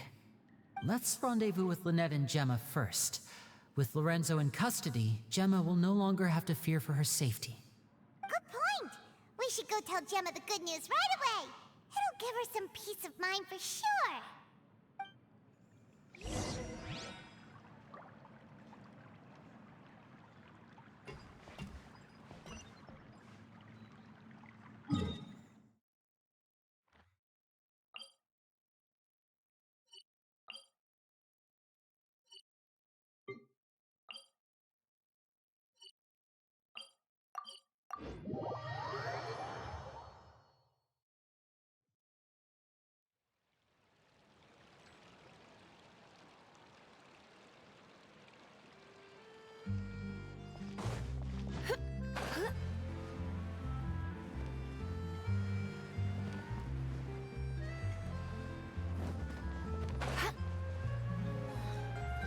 No more free coffee for me. Ah, you're back. You were so quick. I've only just finished my third dessert. Your third? Lynette, come on, we've talked about this. Everything in moderation. You're not gonna have any room left for dinner now. It's fine. I'll shift to exercise mode and jog off the excess sugar. That's besides the point. Well, it's done now, but try to eat a more balanced diet in the future. Point taken. Did everything go okay? Of course! Lorenzo was no match for us. The guards are taking him into custody as we speak.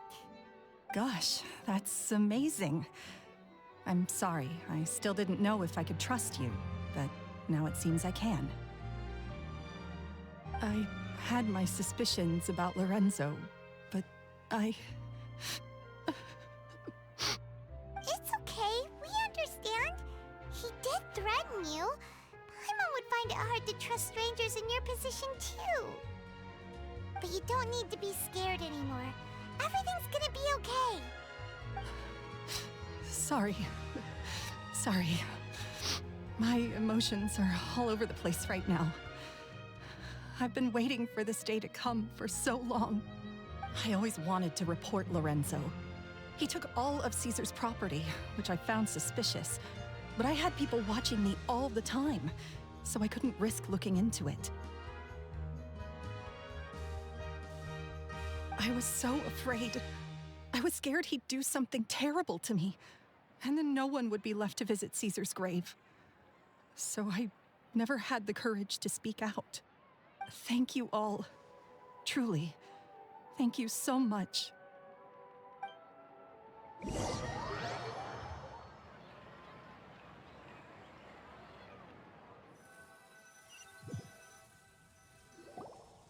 Thank you all for clearing Caesar's name. I never would have guessed that Lorenzo was the real Phantom Weasel. He never showed any signs that there were problems between him and Caesar in public. From the outside, it looked like they got along great. And to think that lowlife's been living life to the fullest all this time while Caesar's name was getting dragged through the mud. It's a travesty. At least his soul can finally rest in peace now, thanks to your efforts.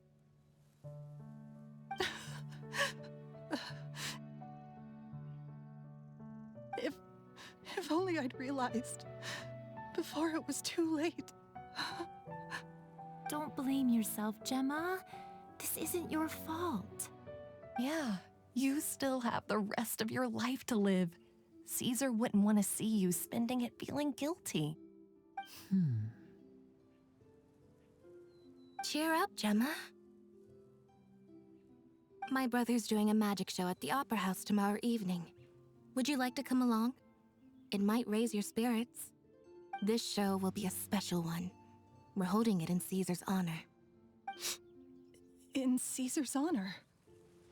Really? Oh, thank you. I'll be there. Great. We'll see you tomorrow evening. Traveler, Paimon, don't be late.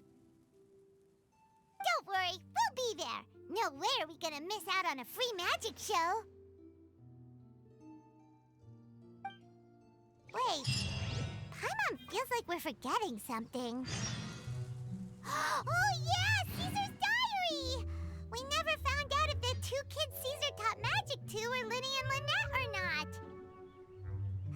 Linny changed the topic back in the workshop, so we didn't get a chance to bring it up. Oh well, guess we'll just have to ask Linny tomorrow evening.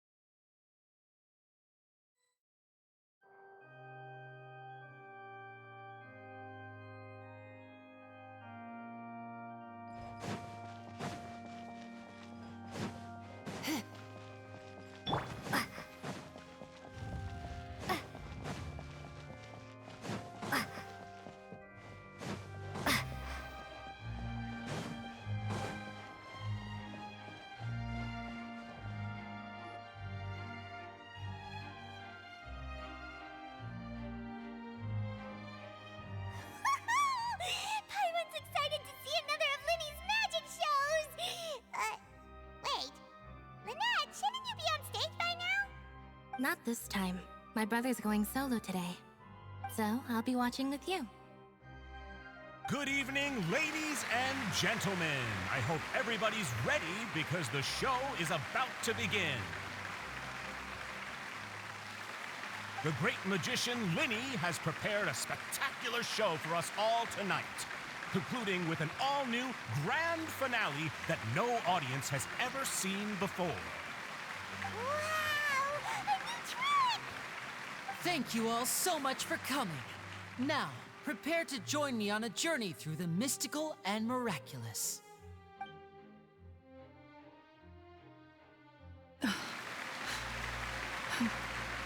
Exciting stuff, isn't it? Yes, it's just... It reminds me of him. No wonder. Caesar was a famous magician too. So, how did you two first meet, Gemma? Well, I was out on the street once, and I saw him performing for little children. Children love magic, because they're willing to believe in things that can't be rationally explained. Caesar had this amazing way of bringing them into a dreamlike world. And somehow, I felt drawn to him too. So I went up and asked him to do a trick for me. Aw, that sounds so romantic. What trick did he do? It was with a flower. He took it in his hand, snapped his fingers, and it magically appeared on my head. I was so happy that day. No one had ever given me a flower before that. Oh, that's so cute! Actually, now that you mention it, Linny's done that one before. Is that right? Then I suppose he's a romantic at heart, just like Caesar. So let's treasure the time we have with him. After all, you never know when the people dearest to you might be gone.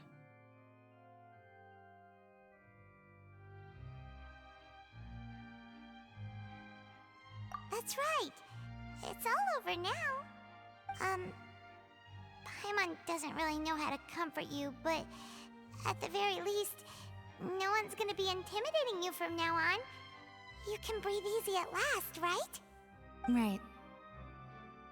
Yes, you can breathe easy now, Phantom Weasel. See?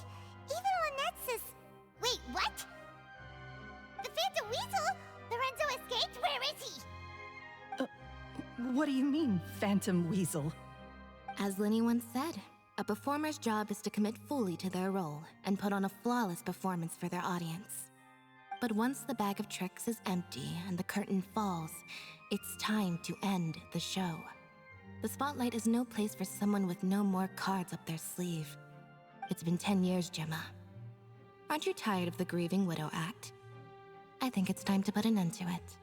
What are you talking about? Paimon doesn't like this riddle.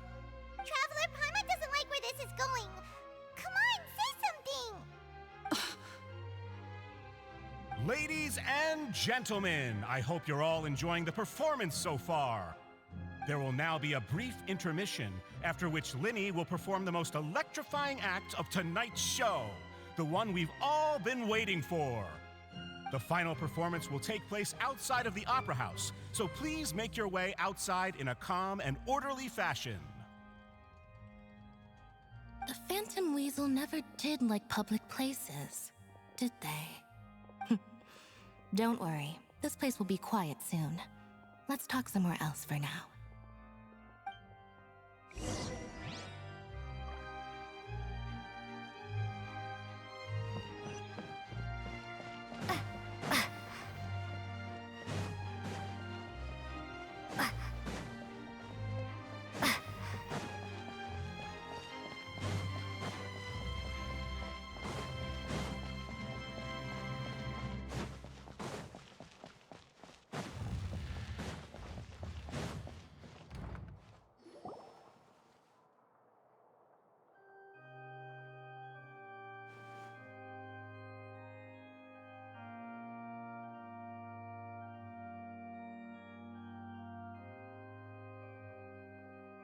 Dear me, this is awkward, isn't it?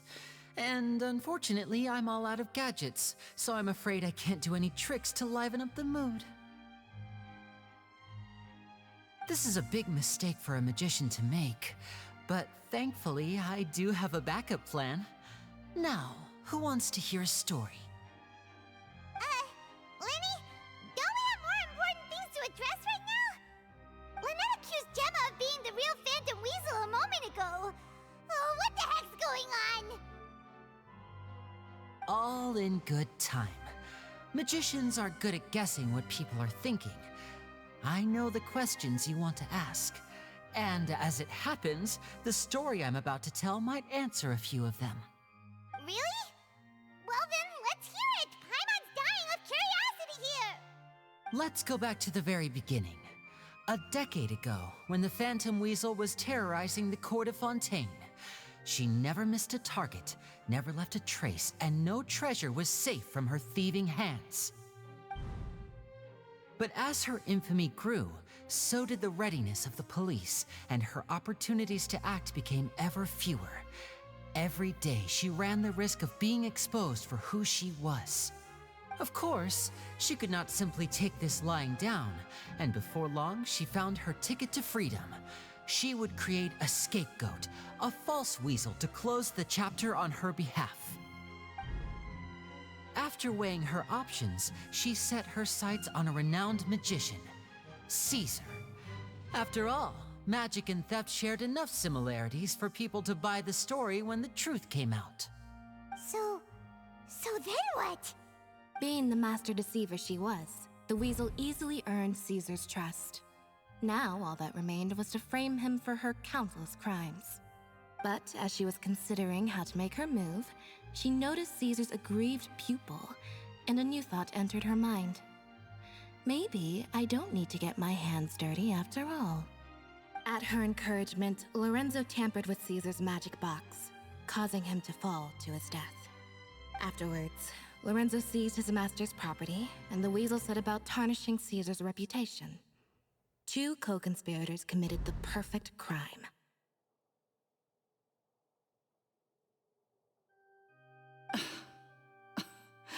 I've got to hand it to you.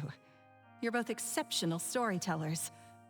It's enough to make even me wonder whether there was really another mastermind behind all this, pulling the strings.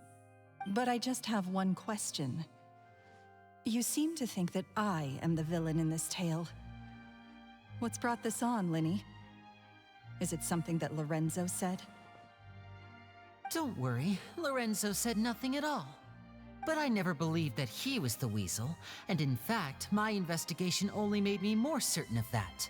He was too forthcoming with his confession, as if there was something else he was trying to hide. How disappointing. So you'd sooner trust Lorenzo than me, even without a shred of evidence? A magician is an expert at playing the audience to get the result they want. And I have no doubt that you, Gemma, are equally talented in this regard. With a little help from Lorenzo, you put on a very convincing performance. The lovesick fiancé, whose devotion to her betrothed is unshakable, even under threats of violence. Caesar was maligned and hated by all for 10 years, but you? Everyone sympathized with your plight. Who would suspect for 1 second that the lovely young lady always seen weeping in front of Caesar's grave was actually the mastermind behind his demise? No, not that poor lady. Perish the thought. Wait, so you mean the whole intimidation thing was just a hoax? Gemma and Lorenzo were both in on it? But why would Lorenzo agree to that? And why didn't he sell her out even at the end instead of admitting to being the weasel himself? Yes, why indeed? Maybe Gemma herself could enlighten us on that question. Well, Linny, if you're so confident in your version of events, then I think the answer should be obvious. Having killed Caesar with his own hands, Lorenzo was plagued by overwhelming guilt.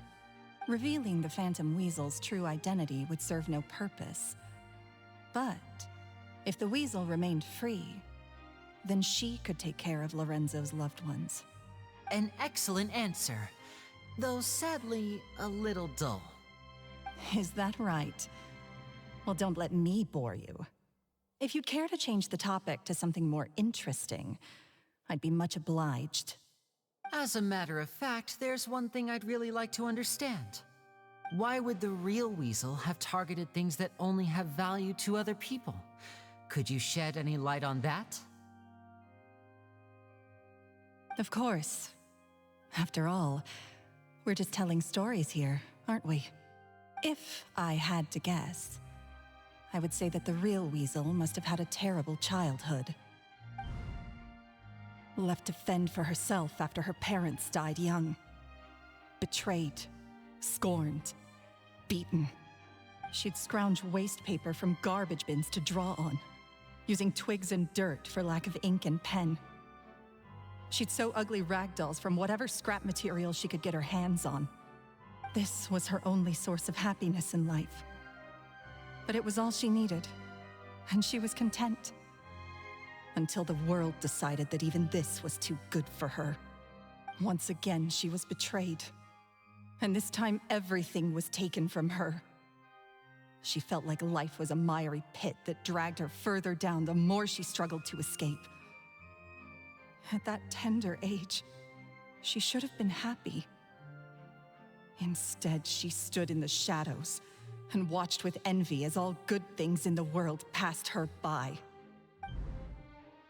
This was a fate too cruel for anyone to bear.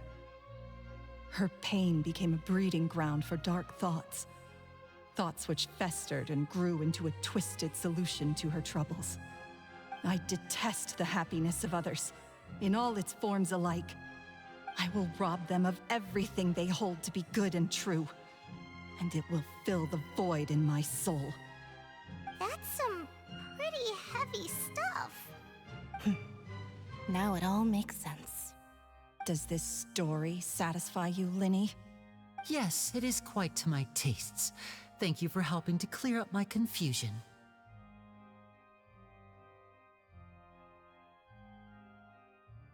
Huh.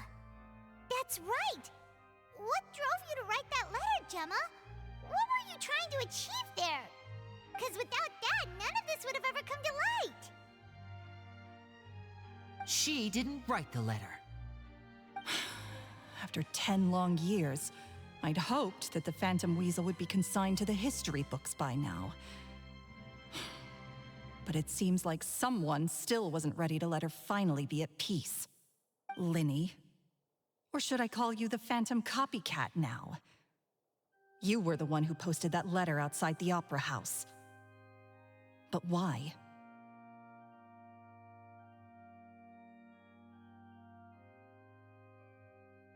Very sharp, Phantom Weasel. Still as shrewd as ever.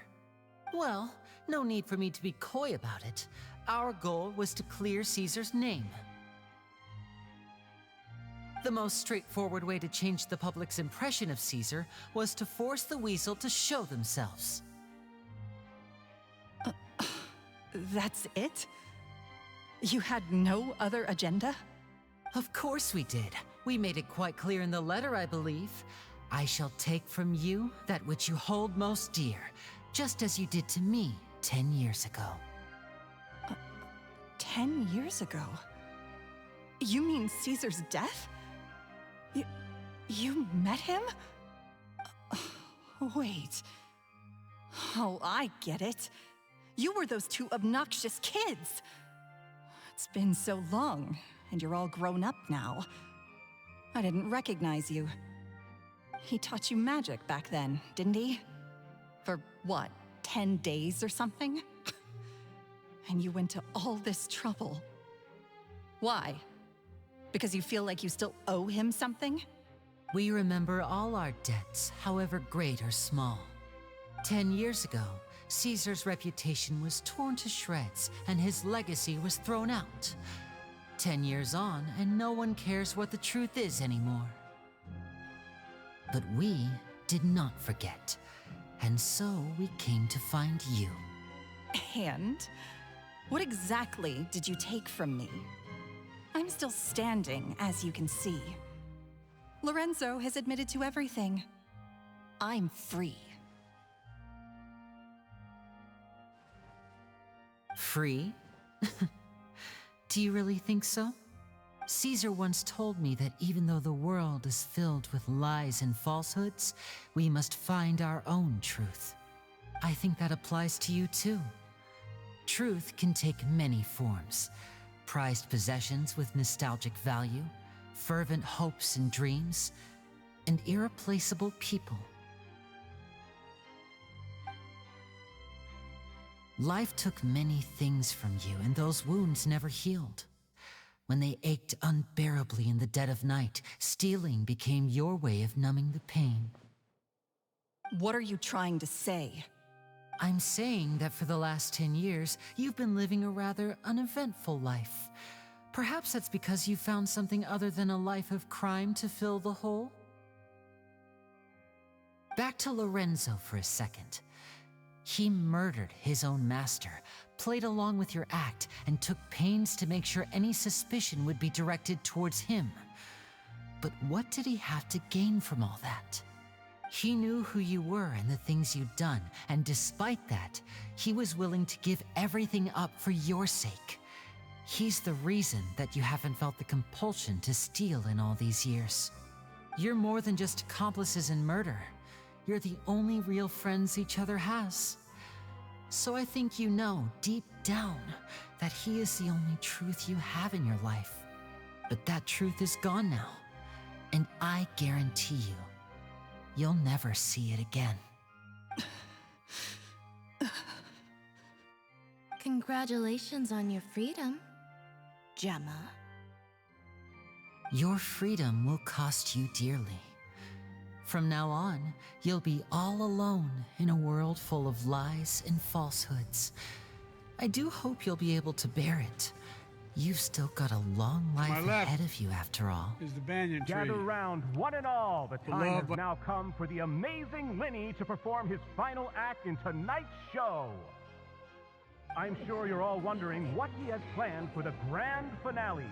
Well, wonder no more, for the answer is a death-defying high-altitude escape. A high-altitude escape?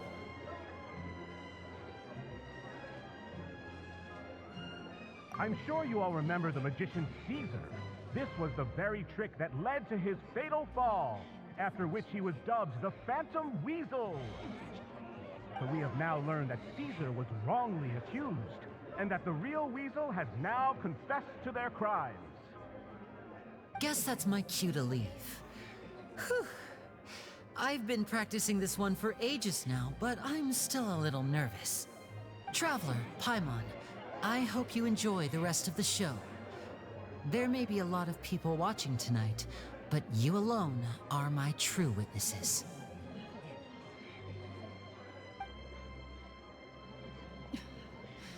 Lenny, wait. You two hid a lot from Caesar. He went to his grave without ever knowing your secrets. So what about now? Are you an open book? Or are you still the same as ever? You don't have to tell lies to end up isolated and alone.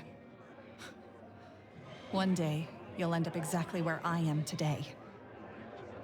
Maybe then you'll finally understand. You're wrong.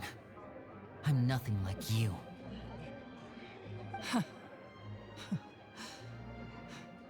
So, what are we, doing now? Like Linny said, when you're ready, let's head outside and watch the show. But what about Gemma? She'll figure out what's best for her soon enough. Oh, and if you'd like to see Linny after the show, you know where he'll be. The usual haunt. Alright, well, let's go and watch Lenny's finale then. This trick's a pretty dangerous one, but he should be able to pull it off, right?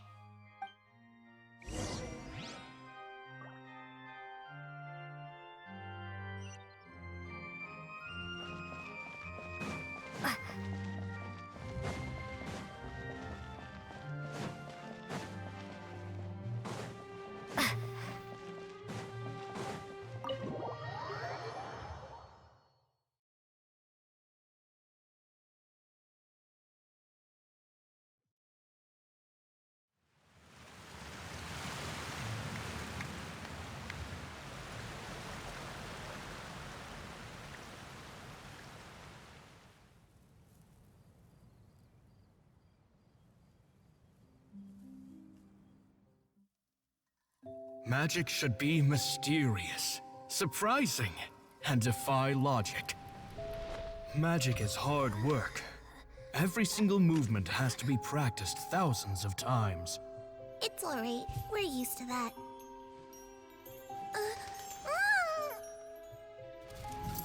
We're sorry. You've taught us so much, but we can't tell you the whole truth. It's okay. Do you still remember what I told you? This world is full of lies and falsehoods.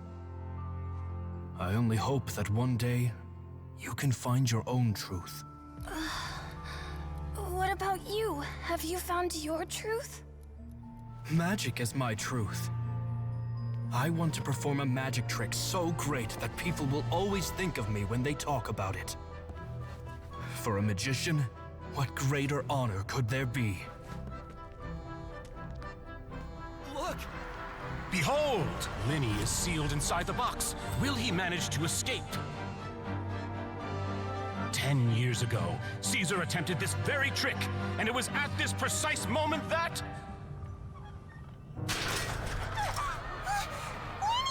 Watch out!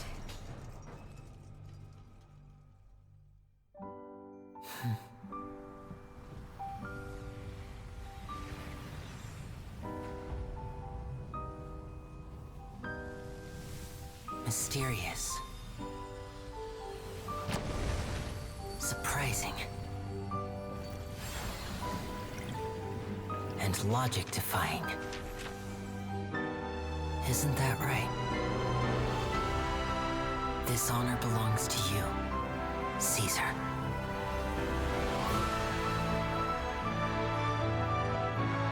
I'm just sorry it's a little late.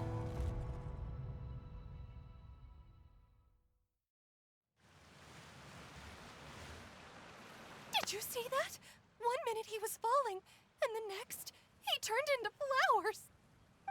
How could he possibly have done that? How mysterious. I didn't blink once. He just vanished right in front of my eyes.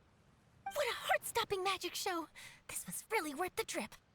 Caesar's name has finally been cleared, and Fontaine's new star magician Linny has fulfilled a wish on his behalf.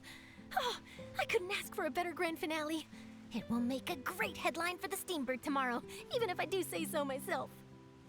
Whew. Looks like everyone really loved Linny's grand finale. Paimon doesn't see Linny anywhere. Where'd he go? Oh, Lynette said he'd be waiting for us at the usual hunt. But, where is that? Oh, you mean the one where Caesar's buried? Yeah, that's probably it. This whole magic show kinda seemed like Linny's way of saying goodbye to Caesar. So it makes sense that that's where he'd be afterward. Alright, let's go look for him there.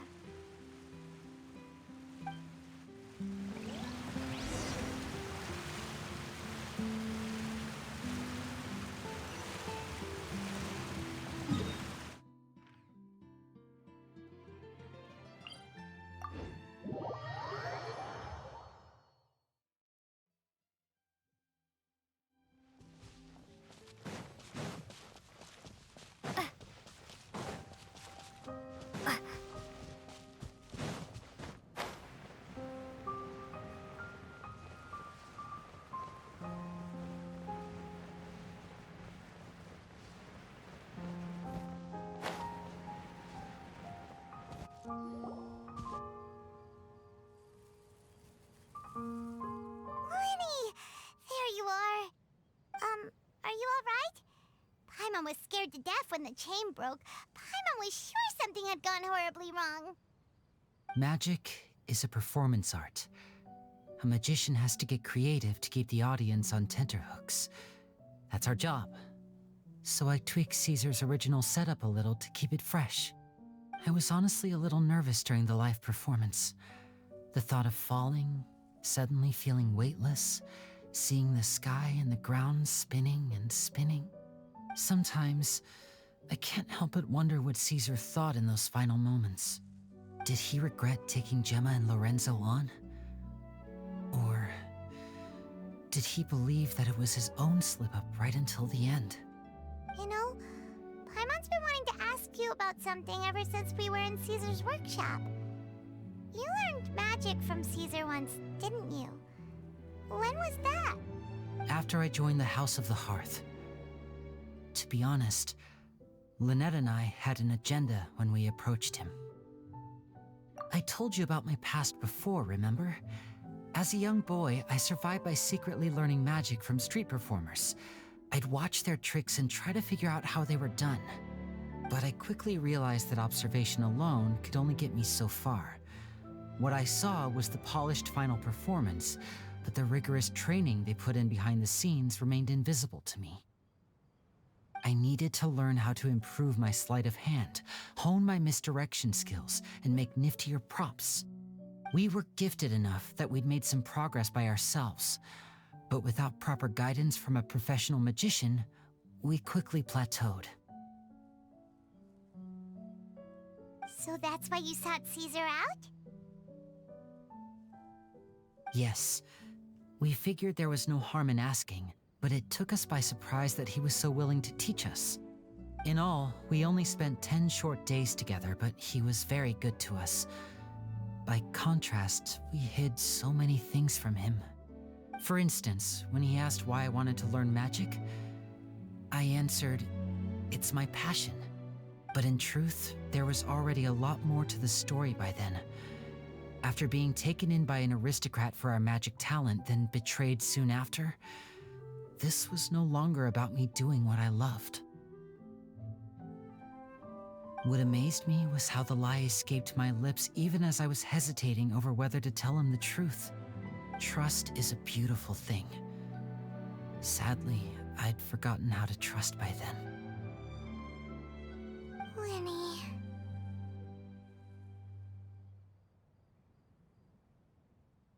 Still worried about the way I feel?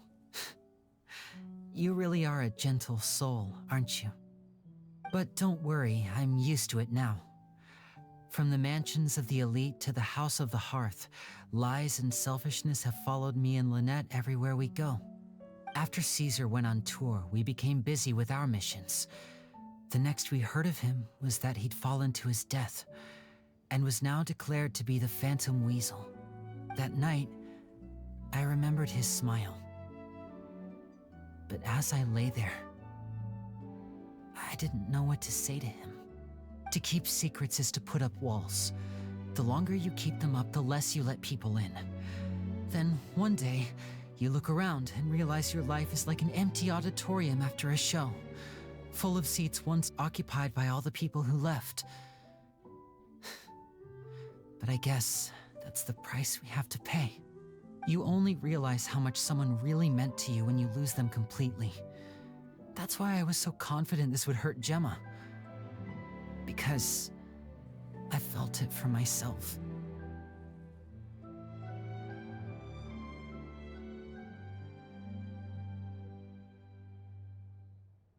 Yeah, cheer up, Winnie. We've had to say our fair share of goodbyes during our journey, too. But whatever happens, Paimon always believes in what tomorrow brings. Delicious food, fun toys, and the traveler by my side. Paimon just needs to focus on things like this, and all the unhappy stuff goes right out the window. You know, Traveler, doesn't that kinda make you Paimon's truth? Exactly. It's the same for me and Lynette. We are the truest thing each other has in the world, and nothing can replace that. Life has taken plenty from us, like it did from Gemma. But at least it left us with each other. That's what gave us the strength to get through the darkest days. That's why the darkness never consumed me and why it never will. Maybe we live in the shadows too, but we remember every precious ray of light that shines through. All right, time to lighten this conversation up a little. What did you think of the show tonight? Were you happy with it? It was amazing! Paimon just wishes we hadn't been so distracted with the Gemma situation. We spent most of our time in the Opera House just talking and pretty much missed the entire first half of the show. Winnie, could you do just one more trick for us? Whoa, that's a bit of a tall order, I'm afraid. The show's just finished, so my sleeves are decidedly card-free right now. Aw, come on! Surely you can think of something. The Lenny Paimon knows can do anything if he puts his mind to it. Oh, all right then. I'll give it a go, but only because it's you. Watch closely. I have a flower in my hand. You liar! There's nothing in your hand! We ain't going along with this! Huh? My goodness, you're right. But I could have sworn I brought one here with me. Okay, try this. Count down with me. 3, 2, 1. 3, 2, 1. Now, have another look around. Maybe the flowers appeared somewhere else. Really? Let's see.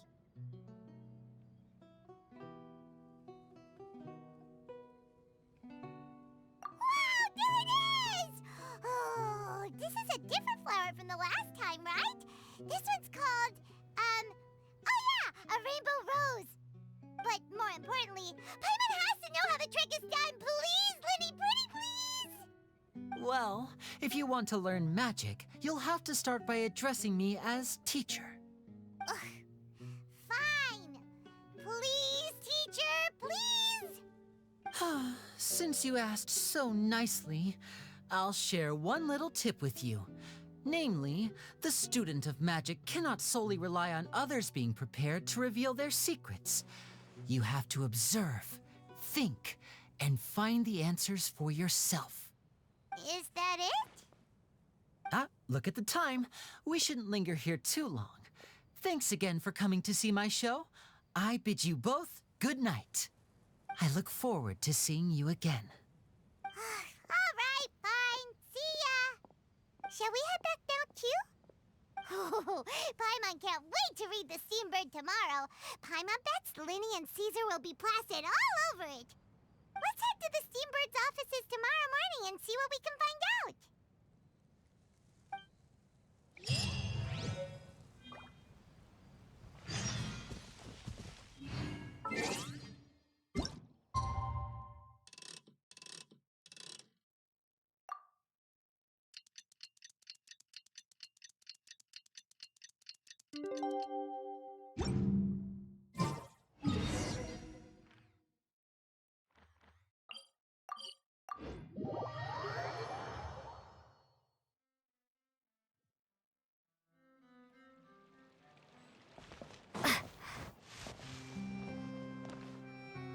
I'm very sorry, Charlotte, but my sister and I are quite busy today. I'm afraid we'll have to decline this interview. Oh, please, Linny, I'll only take a moment of your time, if you would be so kind. Huh? What's happening here? I spent all night writing my piece about the Phantom Weasel, and it was going to go to print this morning. But just as dawn broke, I suddenly received news that Caesar's fiancée, Gemma, had contacted the guards and confessed to having been the real Phantom Weasel all along. That was quick. Hmm? Too late, bro. That was quick, you say? It sounds like I've got some catching up to do. Please, fill me in. Whoops. Aha! My instincts did not lead me astray. You do have something to hide. Gemma turning herself in must have something to do with Linny's performance last night. Maybe watching my high-altitude escape trick reminded her of a better time with Caesar, and she could no longer ignore the voice of her conscience. Huh. Okay, then. Wait, no, there must be more to it. If that's all it took for her to have a change of heart, how did it take her 10 whole years? Well...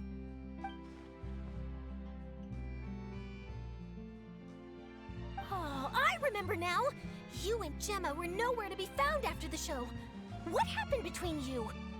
Quickfire question! Where did you all go after the show? Oh, we went to the cemetery and Linny did a private magic trick just for us. Actually, glad you mentioned it, because that reminds Paimon, guess what? Linny started using rainbow roses in his tricks. What? I don't recall ever having received a rainbow rose from you myself. Is this supposed to mean that they're more important to you than your own sister? No, I just, What the... What now? Oh, did Paimon say something wrong again? This is getting pretty awkward. What do we do, Traveler? Seems like this interview wasn't meant to be. Well, never mind. There's always next time. Forgive my persistence, but when there's explosive news waiting to be found, I can't turn away. The news about Gemma has already made waves, and I'll stop at nothing to get to the bottom of it all. Apparently, one of the things she said to the guards was that her final wish is to see Lorenzo one last time. There's clearly a web of complicated relationships there. Can't blame me for being curious. All right, I guess I'll leave you to continue the rest of your conversation in peace. Bye for now.